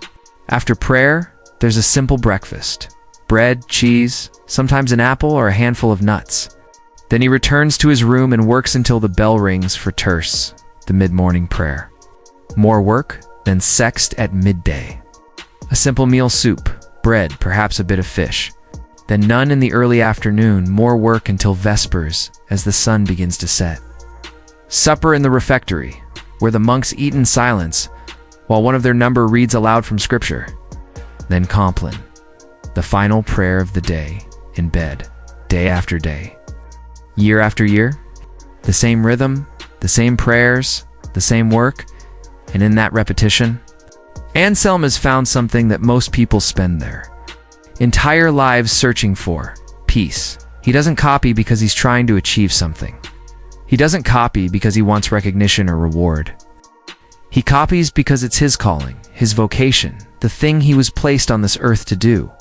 And in doing it faithfully, with all the love and attention he can bring to each stroke of the quill, he's found a kind of joy that doesn't depend on outcomes or success. It's the joy of the work itself, the feel of the parchment under his hand, the smell of the ink, the quiet concentration that empties his mind of everything except the words in front of him. Sometimes, late at night after Compline, he lies in his narrow bed and thinks about the manuscripts he's created. He imagines them being read by scholars centuries from now, imagines his careful script guiding their eyes across the page, its illuminations bringing moments of beauty into their studies. He doesn't know that the text he's copying is not what he thinks it is. He doesn't know that somewhere in the vast network of monastic libraries and scriptoriums across Europe, other monks are copying the actual sacred texts, the ones that will be preserved and studied and revered. He doesn't know that his life's work will one day be discovered, catalogued as a curiosity, a beautiful example of scribal skill, applied to a text of questionable value. But would it matter if he knew? This is the question that haunts me as I think about Brother Anselm. Would it have changed anything if someone had told him, 20 years in, that he was copying the wrong book? Would he have felt his time was wasted? Would he have been angry, or sad, or disillusioned? Or would he have simply returned to his work, understanding that the value of what he was doing had never been in the specific words on the page, but in the act of devotion itself? I think this is only speculation, a whisper across the centuries that he would have kept copying. Because for Anselm, the work was the prayer. Each letter was an act of worship, each page an offering. It didn't matter whether the words were from a saint or a scholar, whether they would be read by thousands, or gathered dust in a forgotten corner of a library. What mattered was that he had given his attention, his time, his skill, his life to something beyond himself. There's a word for this kind of devotion: fidelity. Not faithfulness to a specific outcome, but faithfulness to the practice itself. Fidelity to the daily showing up, the patient attention, the willingness to continue even when, especially when, there's no visible reward. In our modern world, this kind of fidelity is almost incomprehensible. We're taught to optimize, to pivot, to cut our losses and move on when something isn't working. We're taught that time is money, that efficiency is virtue, that every action should have a measurable return on investment. The idea of spending 50 years on something that turns out to be wrong, not even dramatically wrong, just mistaken, seems like the ultimate tragedy, but maybe it's not. Maybe Brother Anselm, bent over his parchment in a small stone room in Bavaria, understood something that we've forgotten. Maybe he understood that there's a kind of freedom in not needing your work to be important, that there's a kind of peace in simply doing the work well, regardless of whether anyone notices or cares, that there's a kind of holiness and attention itself in the slow, careful, patient act of showing up day after day, in doing what you've been called to do. The manuscript he's working on now, his fourth copy, will be his last. He's 73 years old, though he doesn't know it. The monks don't celebrate birthdays. They count only their years of service. His hands shake more now. Sometimes he has to stop in the middle of a page because his vision blurs or his chest tightens with pain. But he doesn't stop entirely. He works more slowly, takes more breaks, but he works. One morning in early spring March perhaps, when the snow is melting and the first green shoots are pushing through the earth, Anselm doesn't come to lauds. The monks notice his absence, because in 52 years, he's never missed a prayer. They find him in his room, slumped over his desk, his quill still in his hand. The manuscript is open in front of him, the last page half finished. The last word he wrote was light. They bury him in the monastery cemetery in an unmarked grave beneath an apple tree. There's no eulogy, no grand funeral, just the simple prayers for the dead, chanted by his brothers in the gray dawn light, and the manuscript. It's finished by another monk, a younger man who carefully matches Anselm's script, completing the final pages with the same care and attention. It's shelved in the library alongside the other 3 copies, where it will sit largely untouched for the next 600 years. But here's what's strange. Those manuscripts survive. Through wars and reforms, through the dissolution of monasteries and the burning of libraries, Through all the chaos and violence of history, Anselm's 4 copies survive. Not because they're important, but because they're beautiful. Because someone, at every crucial moment, looked at them and thought, "These are too lovely to destroy." And in 1987, exactly 600 years after Anselm began his work, a scholar discovers them in a library in Munich. She's researching medieval commentaries on Daniel, and she finds Anselm's manuscripts. She opens the first one and is struck by the beauty of the script, the delicacy of the illuminations. And then she starts reading. And she realizes this isn't what it claims to be. She traces the error back through the centuries, following the trail of mistaken attributions and confused titles, until she reaches the original mistake made by a long-dead abbot in a long-gone monastery. And when she publishes her findings, she includes photographs of Anselm's work. She writes about the unknown monk who spent his life copying the wrong book. And she writes it with a kind of tenderness, a kind of respect. That suggests she understands something important about what Anselm was doing. Her article is read by a few dozen scholars. It's cited in a handful of other papers. And then it fades into obscurity, as most academic work does. But somewhere in a library in Munich, on a high shelf behind climate-controlled glass, Anselm's manuscripts remain. And if you ever find yourself there, if you ever have the chance to see them, I encourage you to take your time. Look at the letters so carefully formed. Look at the margins, decorated with vines and birds and impossible creatures. Look at the pages, smooth and perfect, preserved by centuries of careful hands. And think about the man who made them. Think about his patience, his devotion, his fidelity to the work. Think about how he never knew, and how perhaps it didn't matter. Think about how he spent 52 years in a small stone room, copying the wrong book, and how in doing so, he created something beautiful. Because that's the thing about mistakes, isn't it? Sometimes they're not mistakes at all. Sometimes they're just different paths to the same destination. And sometimes the destination was never the point. Sometimes the point was always the journey of the daily practice, the patient attention, the slow accumulation of small acts of care and beauty. Brother Anselm never knew he was copying the wrong book. But he knew, with a certainty that transcended knowledge, that what he was doing mattered. And in the end, wasn't he right? The decision about what to copy and what to leave forgotten was never made in a vacuum. It was never purely about theology or scholarship or the noble preservation of human knowledge.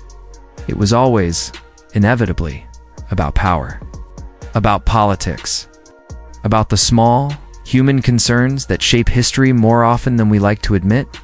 In the monastery where Brother Anselm spent his life, the decision to copy that particular commentary, the one mistakenly attributed to a church father, was made by an abbot named Bernhard.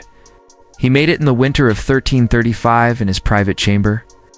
After receiving a letter from a wealthy patron who wanted to fund the creation of a new manuscript, the patron, a nobleman named Graf von Eisenberg, had recently lost his son to illness and wanted to commission a religious work in the boy's memory. Something important. Something sacred. Something that would ensure his family's name was remembered. Alongside the words of saints, Abbot Bernhard was a practical man. The monastery needed funding. The roof of the chapter house was leaking.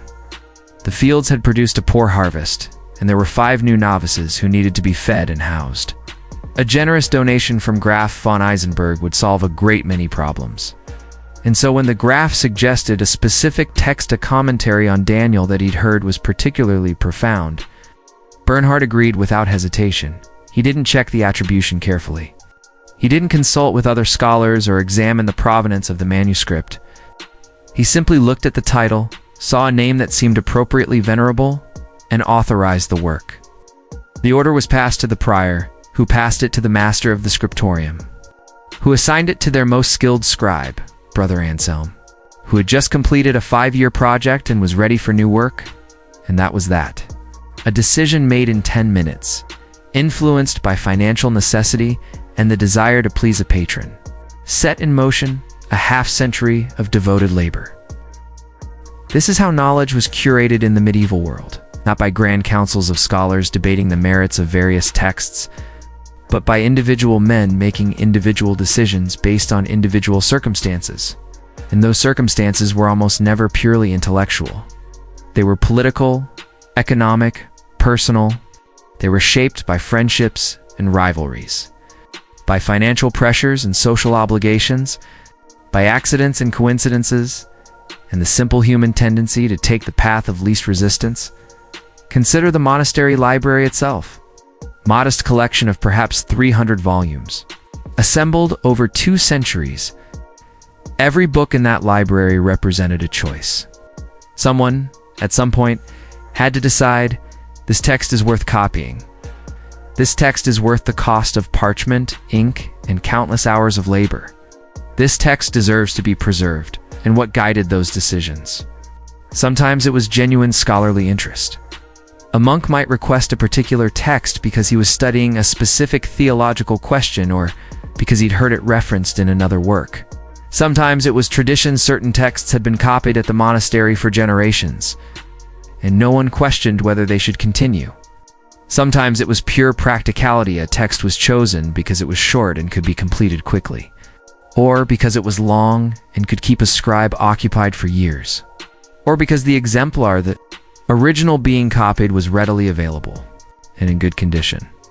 But often, more often than the monks themselves probably realized the decisions were political.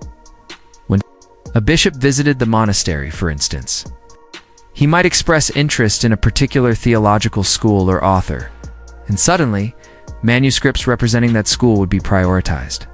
Not because they were objectively more important, but because having them might curry favor with a powerful church official.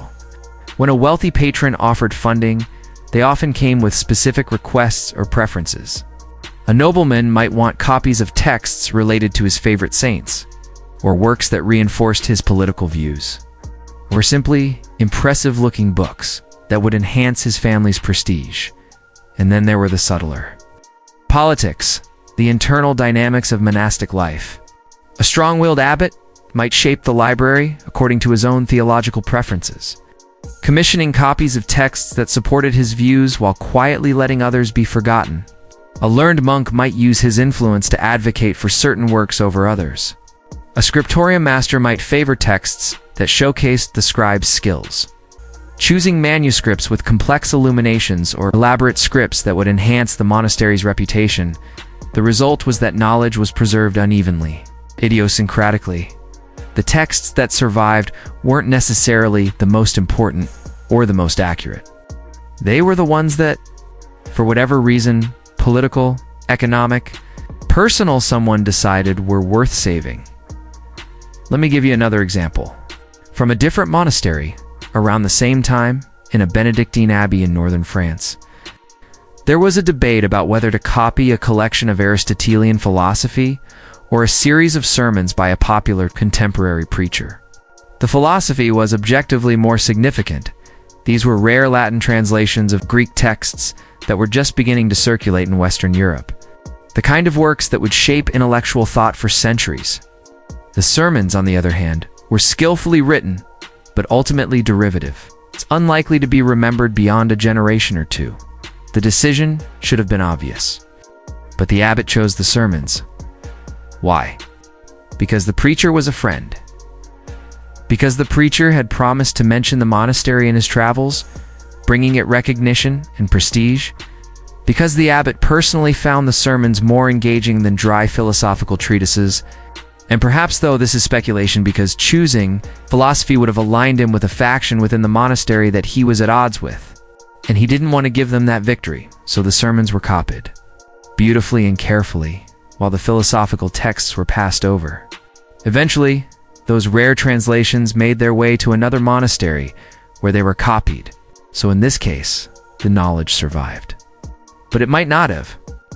And there are certainly other texts, other works of similar or greater importance that didn't survive because someone, somewhere, made a similar decision. The point is this: the preservation of knowledge was never a systematic, objective process. It was messy and human and deeply contingent. Every book that survives to our time survived because of a chain of decisions, each one made by a person with their own biases, pressures, and limitations. And for every book that survived, there are countless others that didn't. Not because they were less valuable, but because the chain broke somewhere. Because someone decided they weren't worth the parchment, or the time, or because they simply didn't align with the political realities of the moment. This becomes even more apparent when you look at what happened during periods of religious or political upheaval. During the Protestant Reformation, for instance, when monasteries across Northern Europe were dissolved, their libraries were scattered. Thousands of manuscripts were lost, not destroyed, necessarily, but dispersed into private collections. Sold off piecemeal, left to molder in forgotten storage rooms. What survived was largely a matter of chance. A manuscript might be saved because a sympathetic scholar managed to rescue it, or because it ended up in the library of a university, or simply because it was valuable enough that someone thought it worth preserving for its monetary value rather than its content. And what survived was inevitably shaped by the politics of the moment. Protestant reformers were more likely to preserve texts that supported their theological positions, while Catholic authorities did the same. Works that were neutral or classical texts by Roman authors, for instance, or medical treatises, had a better chance of survival because they weren't caught up in religious controversy. But theological works, especially those associated with medieval Catholicism, were often deliberately destroyed or allowed to be lost. This pattern repeated throughout history. During the French Revolution, monastic libraries were again seized and scattered. During various wars and invasions, libraries were burned or looted, and each time, the survival of knowledge came down to the decisions of individuals acting under pressure, making snap judgments about what was worth saving, even within monasteries during peacetime. There were subtle forms of censorship and selection. Abbots had the authority to control what was read and copied, and they used it. Texts that were deemed too controversial, or too advanced for the monk's spiritual development, or simply inconvenient to the abbot's authority, might be quietly shelved and never copied. Not banned. Exactly, medieval monasteries rarely engaged in outright censorship, but simply neglected. And in a world where books existed only as individual manuscripts, neglect was a form of death. A book that wasn't copied would eventually decay. The parchment would deteriorate, the ink would fade, and within a few centuries, it would be gone. This is what makes Anselm's story even more poignant. He spent 50 years copying a text that was, in a sense, nobody's priority. It wasn't theologically controversial enough to be banned, but it wasn't important enough to be widely disseminated. It existed in a kind of middle zone, copied, occasionally, preserved by chance, valued more for its craftsmanship than its content. And yet Anselm devoted his life to it, giving it the same care and attention he would have given to the most sacred gospel. There's something almost subversive about this. In a system where knowledge was explicitly political, where decisions about what to preserve were entangled with power and influence and money, Anselm's quiet devotion to an unimportant text feels like a kind of resistance. Not intentional resistance, he wasn't making a statement, but resistance nonetheless. A reminder that not everything has to be important to be worthy of care, that there's value in the work itself, regardless of its place in the hierarchy of knowledge. And perhaps that's the real lesson here. When we think about how knowledge was preserved in the medieval world, it's easy to focus on the great texts, the philosophical treatises, the theological masterworks, the scientific advances. But the reality is that most of what was copied, most of what monks spent their lives preserving, was not particularly significant. It was ordinary, routine religious texts, standard commentaries, devotional works that repeated familiar ideas, and yet it mattered. It mattered because it kept the practice alive, because it maintained the skills and the infrastructure that allowed the truly important texts to be preserved when they came along, because it created a culture of learning and literacy that, however imperfect, however shaped by politics and chance, managed to carry knowledge forward through one of the darkest periods of human history, the quiet politics of knowledge. Then is not just about what was preserved, but how and why. It's about understanding that every book, every manuscript, every carefully copied page represents not just information, but a network of human decisions and relationships. And it's about recognizing that even in a system shaped by power and politics, There were individuals like Brother Anselm people who simply did the work day after day, without regard for whether it was important or recognized or rewarded. They copied. And in copying, they carried forward not just knowledge, but the very possibility of knowledge. They maintained the thread, even when they didn't know where it led or why it mattered. And sometimes often, perhaps that's enough. If you want to meet the real monks, not the idealized figures of devotion and scholarship, but the actual human beings who spent their days bent over manuscripts used, don't look at the main text. You look at the margins. The margins are where the masks slip, where boredom and frustration and humor and humanity leak through, where, in tiny handwriting squeezed into the spaces between formal columns of text, the scribes left their mark. Their complaints, their jokes, their doodles, their fleeting observations about the world around them. These are the marginalia, the notes in the gap sand. They're some of the most revealing documents we have from the medieval period. Take, for instance, this note is found in the margin of a 12th century Irish manuscript. Pleasant is the glint of the sun today upon these margins. It flickers so. You can see him, can't you? The monk who wrote that? Feel the warmth of the sun on his hand. See him pause in his work to watch the light dance across the page. For just a moment, the tedium breaks and he notices something beautiful. And he writes it down, not as part of the official text, but as a private note to himself, perhaps to you, the future reader, a message in a bottle cast across centuries, or this one. From a French monastery in the 14th century, thank God it will soon be dark. No explanation, no context. Just pure, exasperated relief that the day is almost over. You can hear the weariness in those words, feel the ache in the scribe's back, the strain in his eyes. Whatever he was copying that day, probably some dense theological treatise, had worn him down, and he couldn't help but mark the moment of his deliverance. And then there's this, written in Latin, but clearly heartfelt: I am very cold. Just that. For words. But they tell you everything about the conditions in a medieval scriptorium. The stone walls that held the chill even in summer. The impossibility of keeping your hands warm enough to write in winter. When the ink might freeze in its pot and your fingers would go numb after a few lines. The sheer physical endurance required to do this work, day after day, in conditions that would send most modern workers straight to their union.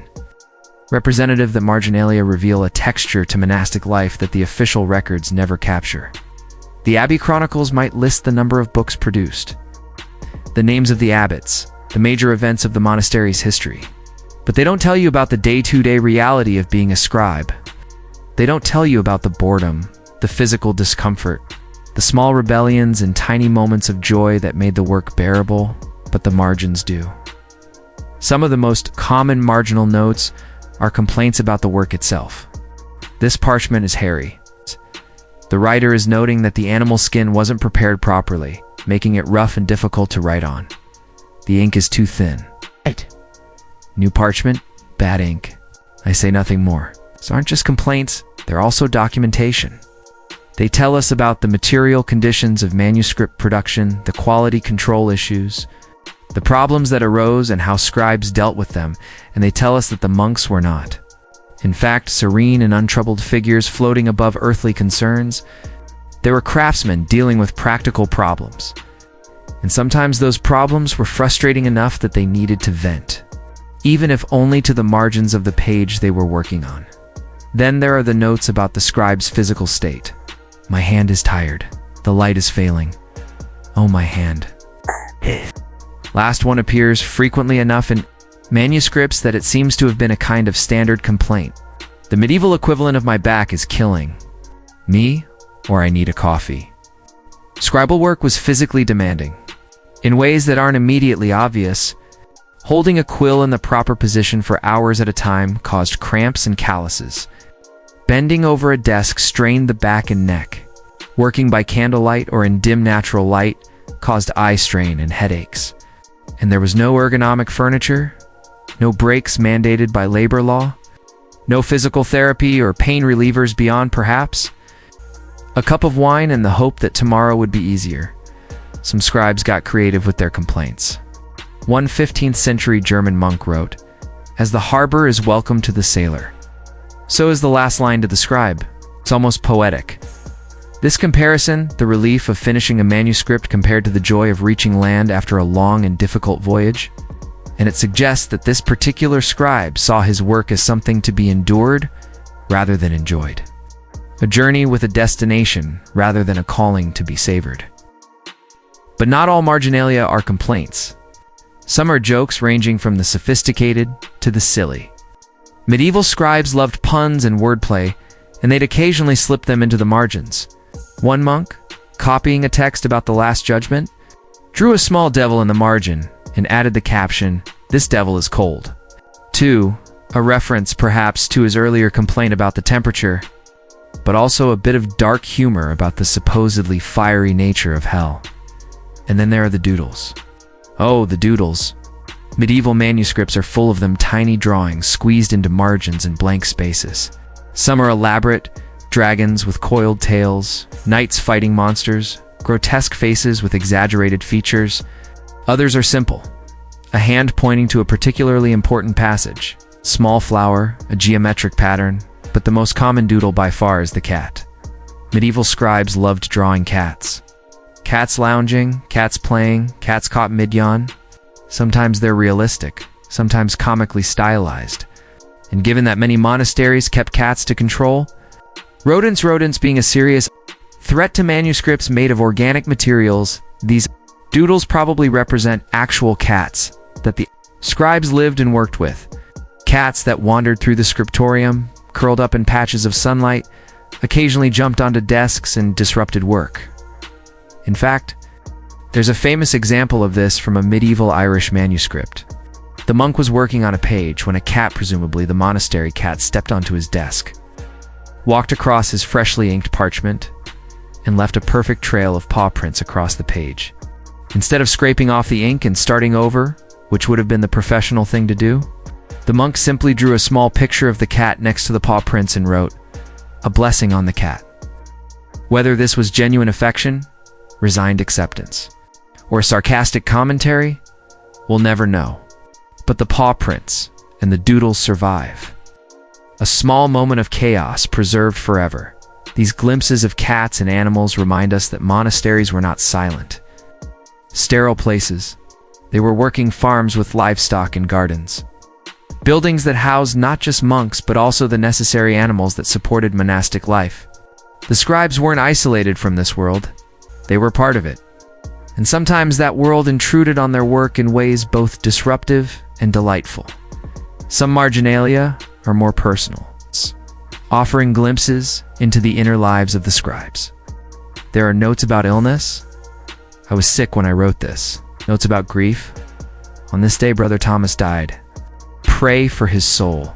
Notes about hope. Please, God, let this be finished soon. And occasionally there are notes that are almost confessional. One scribe wrote in tiny letters at the bottom of a page, "I don't understand what I'm copying." It's a startling admission. We tend to think of medieval scribes as learned men who understood the texts they worked with. But the reality was more complicated.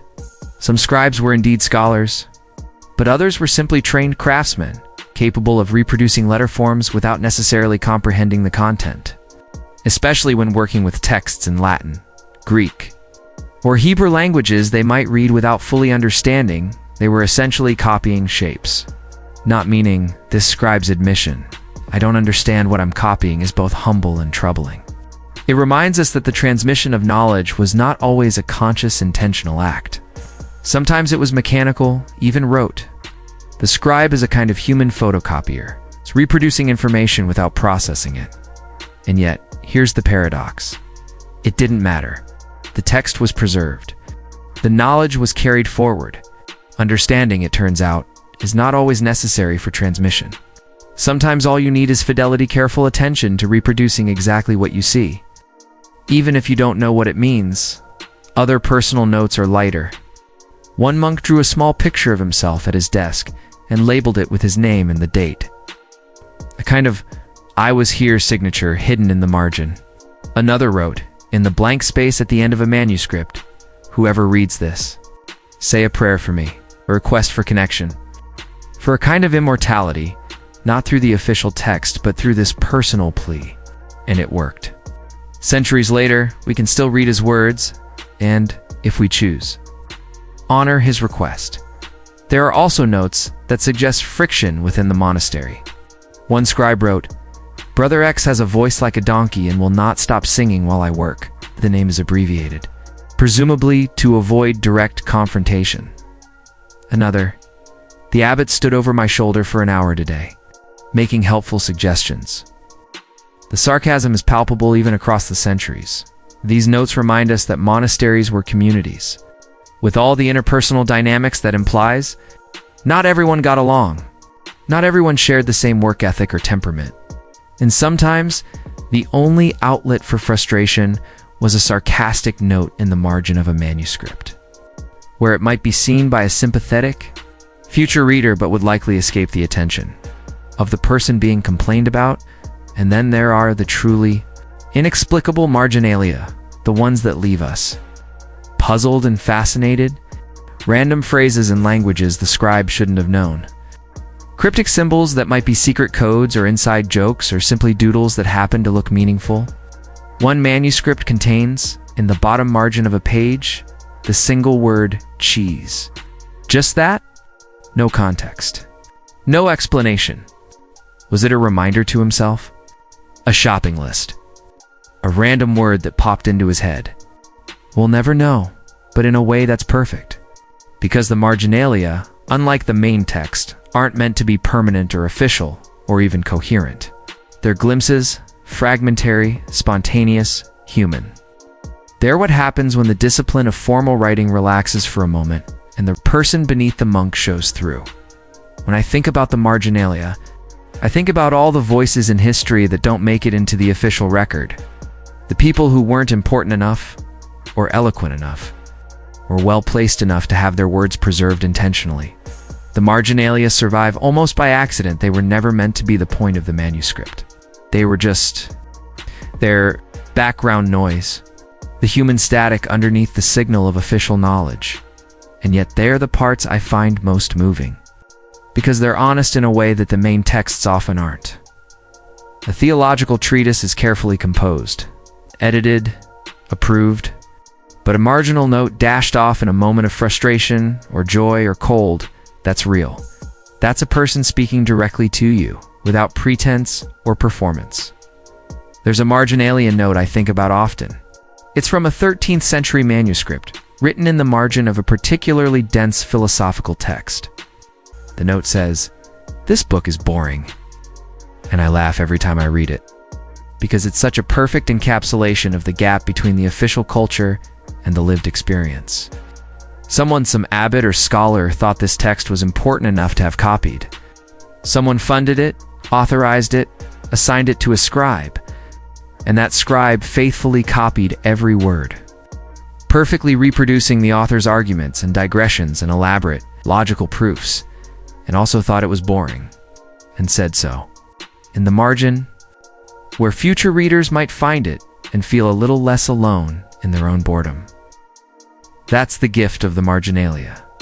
Not just information about medieval life, though they certainly provide that, but connection.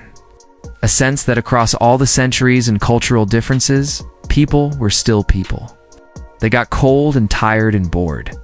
They loved their cats and complained about their coworkers and wondered when the day would end.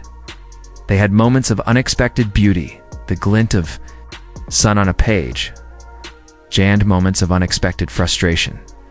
The parchment is hairy. The ink is bad. Brother so-and-so won't stop singing. And they wrote it down. Not in the official history, but in the gaps, in the margins, in the spaces between what was supposed to matter and what actually did. The change came quietly at first, the way most revolutions do. Not with fanfare or announcement, but with a single sheet of paper pressed between metal plates, ink rolling into carved letters, a handle pulled with steady pressure, and then another sheet, and another. 40 pages an hour, where a scribe might complete for in a day if he worked diligently and his eyes didn't tire. The year was 1440. Give or take, historians argue about the exact date, but does it really matter? What matters is that a goldsmith named Johannes Gutenberg, working in the German city of Mainz, solved a problem that had been vexing him for years. How to reproduce text mechanically, with enough precision and speed to make it commercially viable. How to turn writing that most human, most individual of activities into something reproducible, identical, mass-produced. He succeeded. And in succeeding, he ended a world. Not immediately. Change never happens immediately. The first printed books were created to look as much like hand-copied manuscripts as possible. Gutenberg used Gothic script that mimicked the handwriting of German scribes. He left spaces for illuminated capitals to be added by hand. The early printed books, incunabula, they're called, from the Latin word for cradle, were transitional objects caught between two eras. They were printed, yes, but they still carried the aesthetic and cultural assumptions of the manuscript age. For a while, two systems coexisted. Some monasteries acquired printing presses. Others continued to rely on their scriptoriums. The monks who had spent their lives copying texts didn't immediately become obsolete. There was still work for them, specialized texts that didn't warrant the expense of printing. Personalized prayer books for wealthy patrons, repairs to older manuscripts, but slowly, inexorably, the balance shifted. Printing was faster. Printing was cheaper, at least for texts that would be reproduced multiple times. Printing was standardized, every copy identical to every other copy, with no errors creeping in through tired eyes or trembling hands. For texts that needed to be widely disseminated, religious texts after the Reformation, legal documents, scientific treatises, printing was simply superior, and so the scriptoriums began to close. Not all at once. Not even consciously, in many cases. But gradually, over the course of a century, the number of scribes declined. The young men who might once have devoted their lives to copying manuscripts found other vocations. The old scribes finished their final projects and were not replaced. The rooms that had been scriptoriums were repurposed, turned into storage or offices, or additional cells for the growing number of monks. And with those closures, something was lost. It's easy to focus on what was gained from printing, and what was gained was immense. The democratization of knowledge, the rapid spread of ideas, the Protestant Reformation, the scientific revolution. The enlightenment of these would have been possible without the printing press. The ability to produce books quickly and in large quantities fundamentally changed human civilization, accelerating the exchange of information and enabling kinds of collaborative knowledge building that had been impossible before. But there was a cost. And the cost was paid by people like Brother Anselm. Imagine being a scribe in the late 15th century, watching the change unfold. You've spent your entire life developing a skill that you were told was sacred.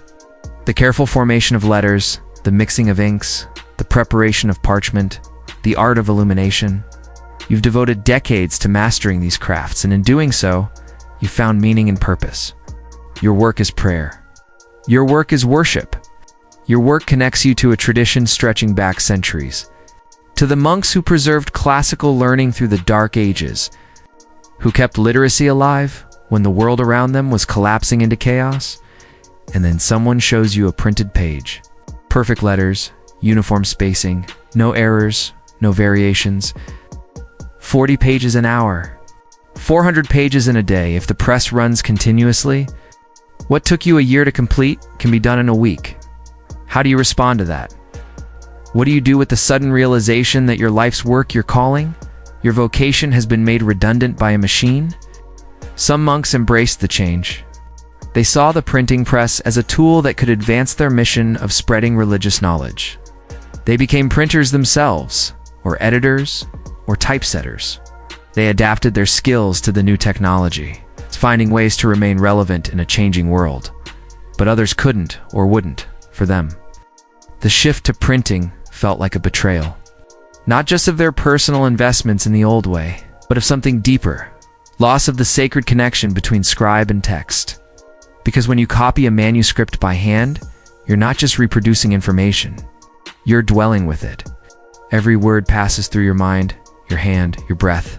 You notice things that a casual reader wouldn't: patterns in the language, rhythms in the phrasing, moments where the author's voice becomes particularly clear or obscured. You make small decisions constantly. How much space between words? Whether to abbreviate a common term? Where to start a new line? These decisions seem trivial, but they accumulate into a kind of intimacy. By the time you finish copying a text, you know it in a way that's impossible to achieve through mere reading. Printing eliminated that intimacy. A typesetter might know individual letters, individual words, but the text as a whole remained external to him, something to be arranged rather than absorbed. The relationship between maker and text fundamentally changed. And for the monks who had spent their lives in that intimate relationship with texts, but understood copying as a form of meditation, a spiritual practice, the change was devastating. There's a letter that survives from this period, written by an aging scribe to his abbot. The scribe had been asked to train younger monks in the art of manuscript production, but he was refusing. His letter explains why. He writes that the young men don't understand the purpose of the work. They see copying as a job, a task to be completed as quickly as possible. They ask why they should spend hours forming letters perfectly when a printing press can do it faster. They complain about the tedium, the repetition. They don't see the prayer in it. And the scribe concludes, they cannot be taught what they do not wish to learn. Let them have their machines. I will finish my work, and then my work will be finished. There's a resignation in that letter, but also a quiet dignity. The scribe knows he's on the wrong side of history. He knows the future belongs to the printing press. But he also knows that what he does has value beyond efficiency, beyond speed. And so he'll continue doing it, not because it's practical, but because it matters to him. This is the tragedy of technological change. It's not just the disruption of industries or the obsolescence of skills, but the loss of meaning for people whose identities were bound up in those skills. For a scribe like Brother Anselm, copying wasn't just a job. It was who he was. It was how he understood his place in the world, his relationship to God, his contribution to the ongoing story of human knowledge. Take that away and what's left? Of course, from our modern perspective, the shift to printing seems obviously good. We live in a world shaped by mass literacy, by the free flow of information, by the ability to access almost any text ever written with a few keystrokes. The idea of going back to a world where books had to be copied by hand, where knowledge was scarce and expensive and controlled by small elites, seems absurd. But I wonder if we've lost something too. Not the specific practice of hand copying manuscripts. I'm not nostalgic for inefficiency. But the underlying principle, the idea that there's value in slowness, in patience, in dwelling with something long enough to really know it. We're drowning in information now. We have access to more texts, more ideas, more data than any human being could process in 100 lifetimes. But do we know anything more deeply than the monks who spent 50 years copying a single book? Do we dwell with ideas the way Brother Anselm dwelled with his commentary on Daniel, living with those words day after day until they became part of his very breathing? Or do we skim, scroll, click, move on? Consuming information rather than digesting it, accumulating knowledge rather than integrating it. The printing press made information abundant. But abundance isn't always better. Sometimes scarcity creates value. Sometimes limitation creates depth. This isn't an argument against printing, or against the internet, or against any of the technologies that have made information more accessible. It's just an observation that every gain comes with a cost, and we don't always notice what we're paying until it's gone.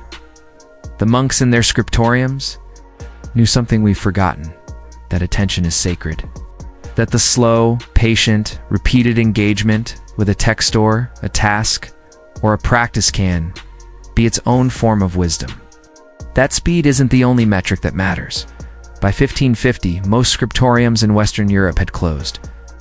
A few monasteries maintained them for specialized purposes: personal prayer books, artistic projects, preservation of particularly valuable or fragile manuscripts.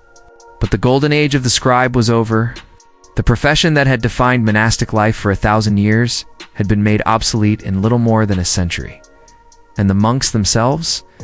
Most adapted. Monasteries found new ways to support themselves, brewing beer, producing cheese, managing forests and farmland. Some became educational institutions.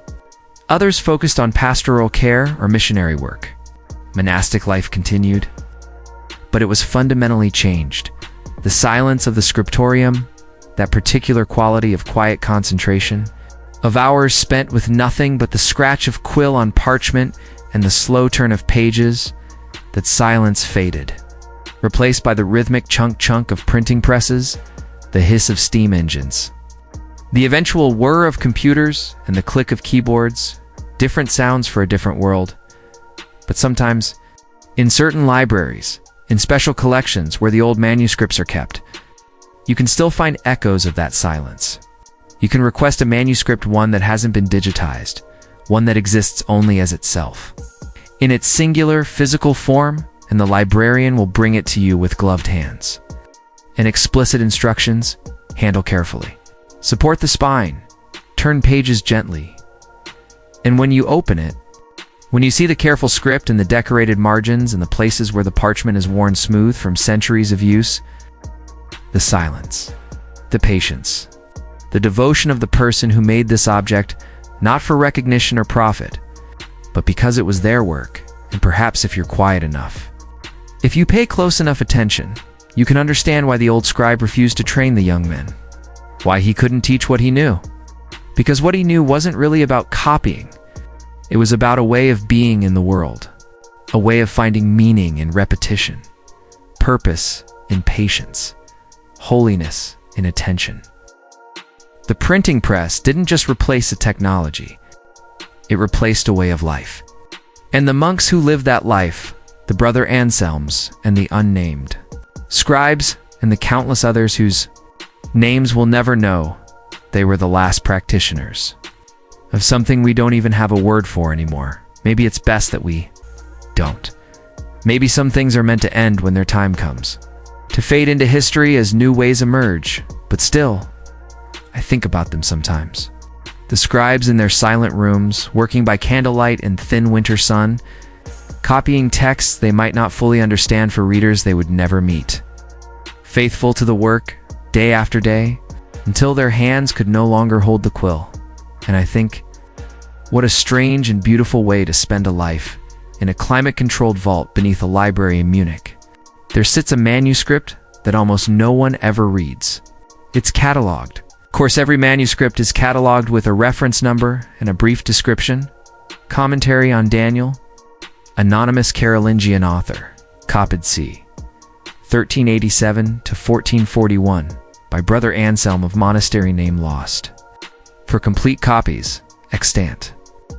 For copies of the same wrong book, each one a masterpiece of scribal art, each one the product of decades of devoted labor.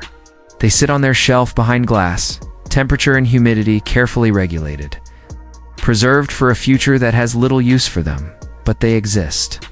Against all odds, through all the chaos of history, wars and reforms, fires and floods, the dissolution of monasteries and the dispersal of libraries, they exist.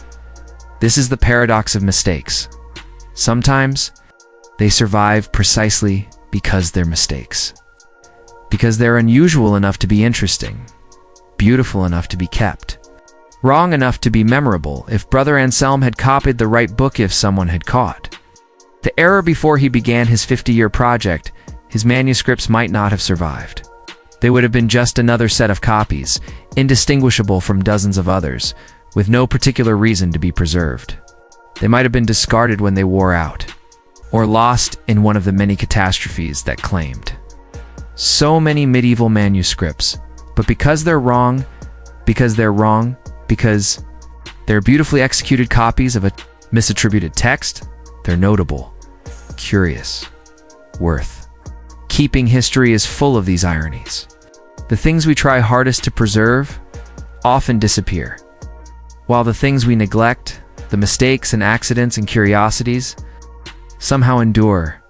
Consider the manuscripts that didn't survive. The truly important works that we know existed because we have references to them. It's mentions in letters or catalogs, but no actual copies. Lost to fire or water, or simple decay. Lost because no one thought to make another copy before the last one disintegrated.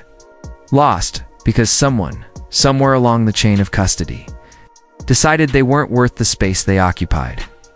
We'll never know what was in those lost manuscripts. What insights, what beauty, what human genius disappeared into the void.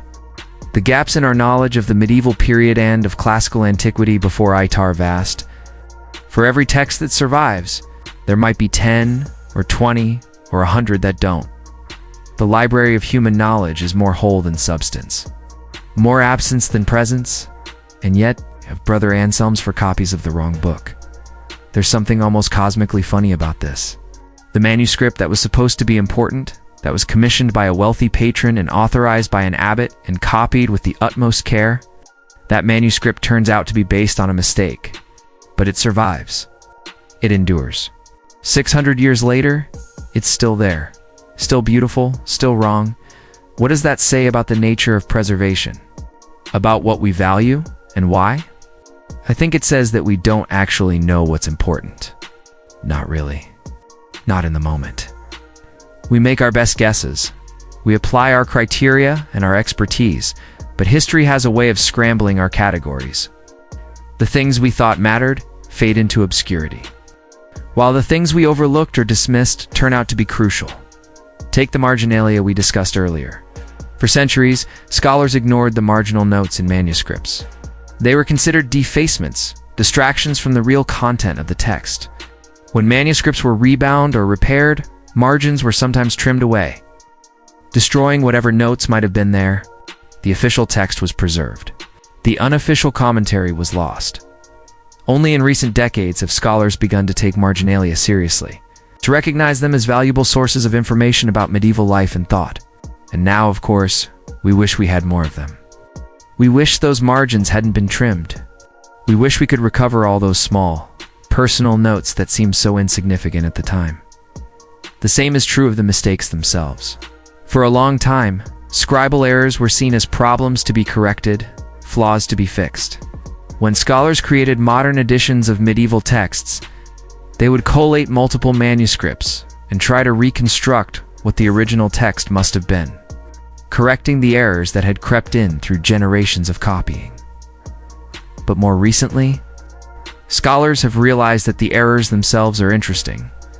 They tell us about how texts circulated, how they were read and understood or misunderstood, how they changed over time. An error isn't just a deviation from the correct text, it's evidence of a moment when a scribe misread something, or misheard something, or made an assumption about what the text should say. It's a window into their mind, their process, their limitations.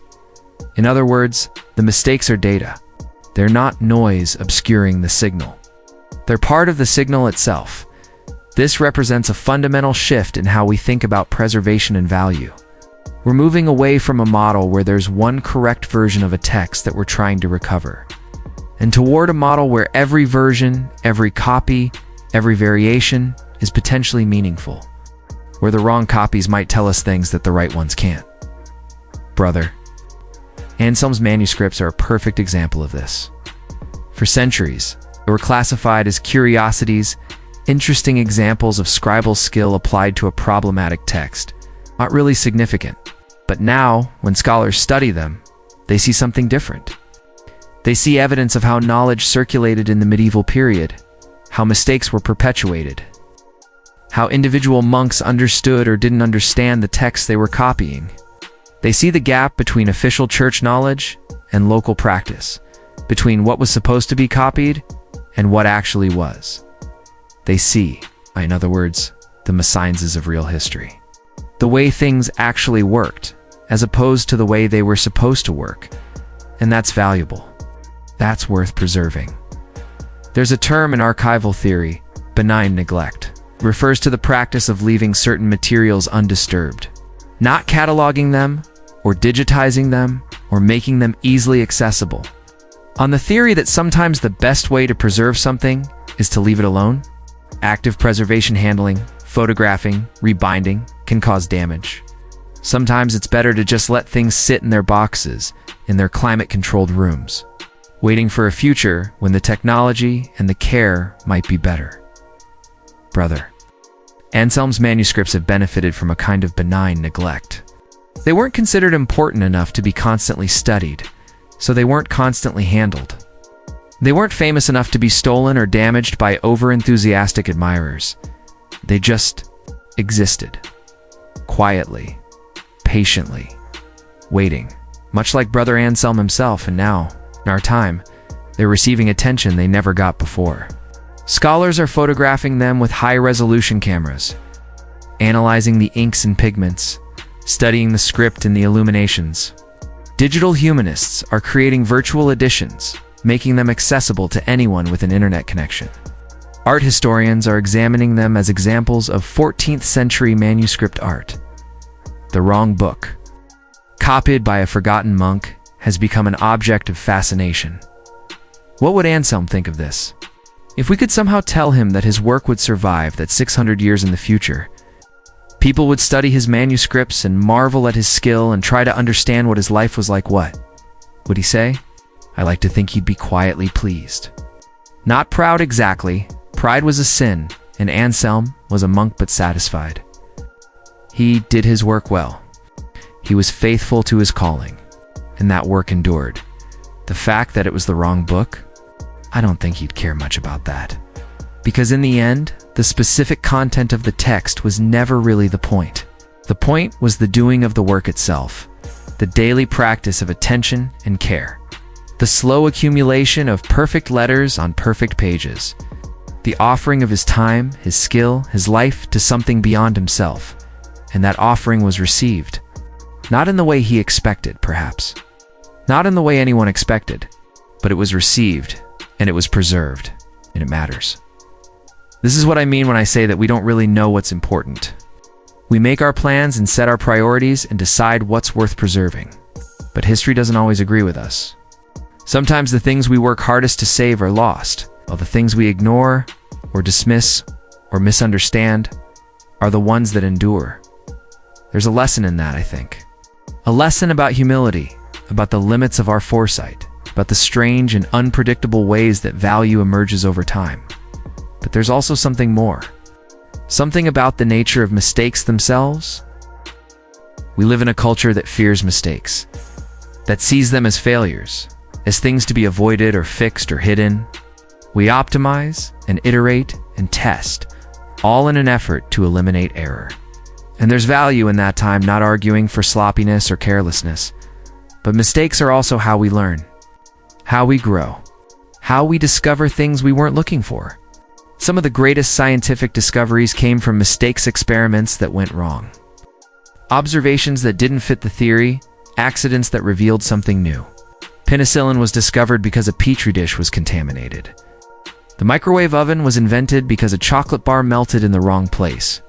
Post-it notes exist because a chemist was trying to create a super strong adhesive and made super weak one instead. In other words, mistakes are generative. They open up possibilities that correctness closes down. Brother Anselm's mistake, or rather, the mistake that led to Brother Anselm's 50-year project did something similar. It created an unexpected object.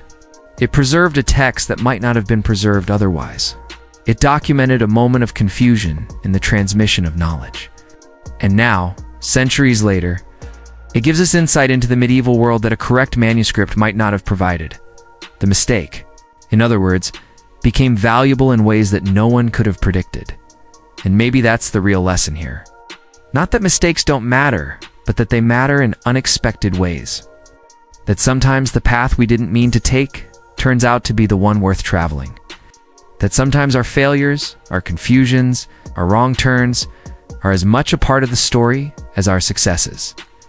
History is not a straight line from ignorance to knowledge, from darkness to light.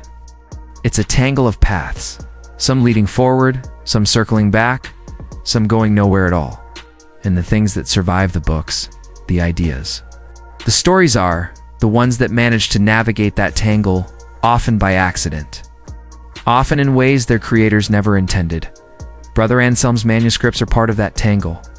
They're evidence of confusion and devotion, of mistake and beauty, of faithfulness and error, all bound together in vellum and ink and gold leaf, there, proof that sometimes the wrong path leads somewhere worth going, and they're a reminder that what we think we're doing is not always what we're actually doing, that our intentions and our impacts are not always aligned, that we might spend our lives working toward one goal, only to discover or have others discover that we accomplish something entirely different, but accomplishment nonetheless. Preservation. Against all odds, memory, in spite of forgetting, it's late now. The kind of deep, quiet late where the world has softened at its edges, where sounds travel differently and thoughts drift like leaves on still water. If you're still listening, still here with me in this long, slow story, then you've traveled with Brother Anselm through 50 years and 6 centuries. You've sat with him in his stone room, felt the cold he felt, seen the light that flickered across his pages. You've watched him grow old over a single task, faithful to the end, never knowing that what he was copying was the wrong book. And now, as we near the end of this telling, I want to bring the story home. Not to medieval Bavaria, but to here. To now. To you. Because here's the thing. We're all copying something. We're all Brother Anselms in our own way. Oh, not with quills and parchment. Not with illuminated manuscripts and scriptoriums. But with our days, our habits, our choices, with the patterns we repeat, the routines we maintain, the work we show up for whether or not anyone notices or cares. We're all engaged in our own forms of patient labor, our own slow accumulation of small actions that might or might not add up to something meaningful. And we're often unsure, aren't we? Unsure if we're doing the right thing. Unsure if our work matters. Unsure if we'll look back one day and realize we've spent our lives on the equivalent of the wrong book. This is the anxiety of modern life. It's the fear that we're wasting our time, that we're investing ourselves in things that don't matter, relationships that won't last, projects that won't succeed. We're constantly asking ourselves, is this worth it? Is this important? Is this the right path? And the truth is, we often don't know. We can't know. Not in the moment. Not with any certainty. Brother Anselm didn't know he was copying the wrong book. But he also didn't need to know. Because the value of what he was doing didn't depend on the specific content of the text. It depended on the quality of his attention, the faithfulness of his practice, the love he brought to the work itself. And I wonder if that's true for us as well. Maybe it doesn't matter as much as we think it does whether we're doing exactly the right thing. Maybe what matters more is how we do it. With what kind of attention? With what kind of care? With what kind of devotion? This isn't a call to stop thinking critically about our choices, or to abandon discernment in favor of blind faith. Of course, we should try to do work that's meaningful, to invest ourselves in things that matter. But perhaps we could also hold our plans a little more lightly. Recognize that we can't always see where the path leads. Understand that sometimes what seems like a mistake turns out to be exactly what was needed. There's a kind of freedom in this. The freedom to commit fully to your work, to your relationships, to your life, without needing to know in advance that it's all going to turn out perfectly. The freedom to be wrong, to make mistakes, to spend 50 years on something that turns out to be different from what you thought it was, and to trust that somehow, in ways you can't predict, it will still have mattered. This is what Brother Anselm teaches us, across the gulf of centuries. Not how to copy manuscripts, we have machines for that now, but how to live with uncertainty, how to find meaning in practice rather than outcome, how to keep showing up day after day, even when you don't know if it's making a difference. Especially then, let's return, one last time, to that small stone room in Bavaria. Not in 1387, when Anselm began his work, or in 1441, when he died with his quill still in his hand. But now, today, this moment, the room is different, of course. The monastery was dissolved during the Reformation, the buildings sold off, repurposed.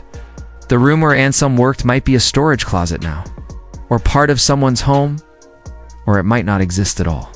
Torn down and rebuilt so many times that nothing remains of the original structure. But in another sense, the room persists.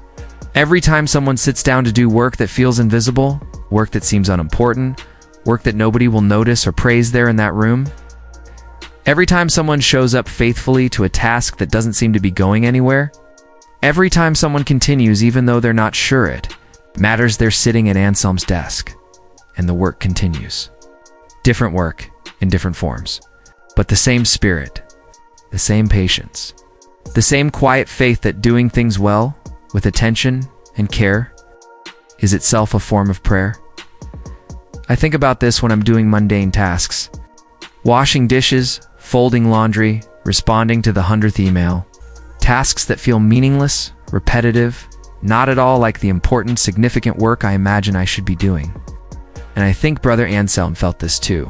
The tedium, the repetition, the sense that there must be something more important he could be doing with his time. But he stayed. He kept copying. And in staying in that patient faithfulness, he created something beautiful. What if we could see our own repetitive tasks that way?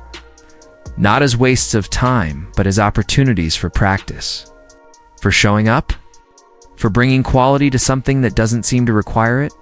What if we're all, in our own ways, creating manuscripts that will last longer than we expect, that will matter in ways we can't foresee? The dishes get dirty again. The laundry piles up. The emails keep coming. And yet, we wash and fold and respond. Again and again.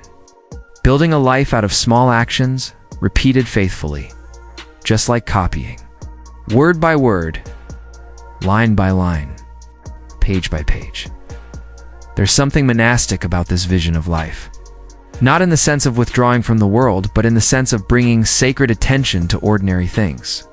Of treating each moment, each task, each interaction as worthy of your best effort. Not because it's going to change the world, but because it's what's in front of you right now. This is countercultural in our time. Just as Anselm's devotion would be countercultural now, we're told to scale, to optimize, to maximize impact. We're told that if something isn't efficient, if it can't be measured and quantified and proven to make a difference, then it's not worth doing. But the scribes knew something different. They knew that not everything that matters can be measured. That slow work has its own value. That attention itself is sacred, regardless of the outcome. And maybe we need to remember that. Maybe we need more of Anselm's spirit in our frantic, optimized, data-driven world. More willingness to commit to the slow work, the patient work.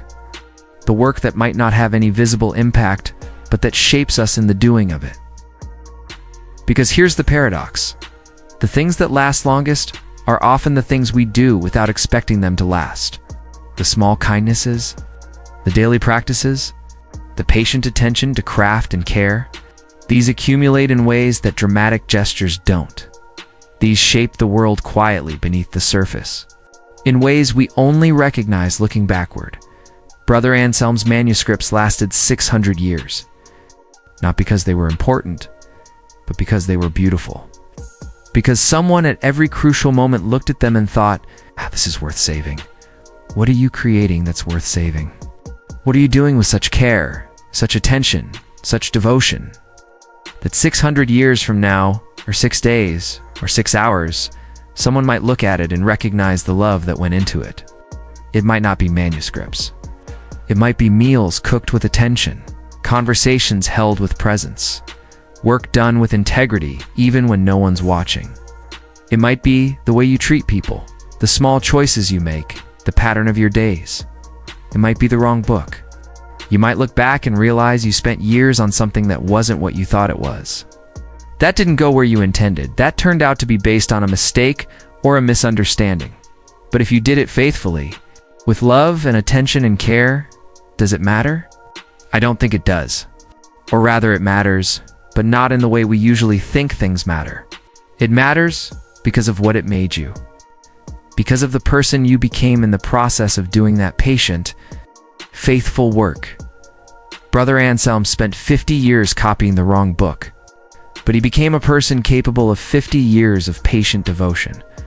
And that person, that quality of presence and attention and faithfulness, that's what actually survived. Not the manuscript, exactly, but the spirit that created it.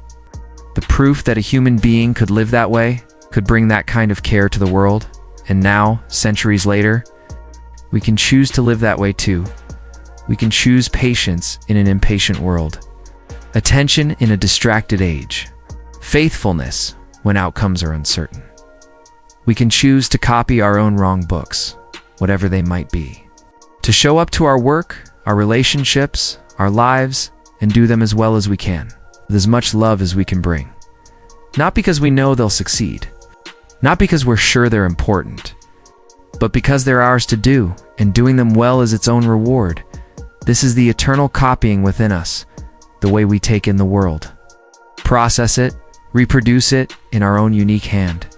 The way we pass things forward, ideas, stories, love, knowledge, sometimes accurately, sometimes with errors, but always with our own particular flourishes and flaws. We're all scribes, all translators, all transmitters. We receive what was given to us by those who came before. We add our own marginalia. We pass it on to those who come after, and we never quite know what will survive, what will turn out to have been important. Which of our careful copies will be preserved and which will be lost? Which of our mistakes will turn out to be generative and which will simply be mistakes? But we copy anyway. We continue anyway. We show up to our work, whatever it is, and we do it as well as we can, because in the end, that's all anyone can do. The candle is burning low now. The room is quiet. The page is almost full. Somewhere in a library in Munich, behind climate-controlled glass, Brother Anselm's manuscripts rest. The letters still clear after 600 years, the gold leaf still glowing, the marginalia if he left any still waiting to be read. And somewhere else, in a small apartment, or suburban house, or high-rise building, someone is doing work they're not sure matters, copying their own wrong book, showing up faithfully to something that may or may not turn out to be important, and the thread continues, the line unbroken. The work passed forward, hand to hand, generation to generation. From the medieval scriptorium to this moment, to you who have listened to this long, slow story, you who have traveled with a forgotten monk through 50 years of patient labor, you who are engaged in your own patient labor, whatever form it takes, keep copying, keep showing up, keep bringing your attention and care to the work in front of you, especially when you're not sure if it matters, because it does matter. Not always in the ways we expect, not always in ways we'll see in our lifetimes, but it matters. The waves roll in and the waves roll out. The tide carries away what we thought was permanent, brings back what we thought was lost. The rhythm continues, older than any human work, older than manuscripts or monasteries, or the very idea of preservation. And in that rhythm, there's peace. The peace of knowing that you're part of something larger than yourself. That your small, faithful work connects to countless others, stretching back through time and forward into an unknowable future. That you don't have to change the world or make a name for yourself or do something important. You just have to do your work. Faithfully, patiently, with love, word by word, line by line, day by day. The rest will take care of itself. The candle flickers. The room grows quiet. The story ends, as all stories must, with silence and rest, sleep. Now, your work will be there in the morning, and so will mine. And so we continue, forever copying, forever. Faithful, forever finding our way through the dark and the light, the patience and the doubt, the right books and the wrong ones. All of them holy, all of them ours. Amen.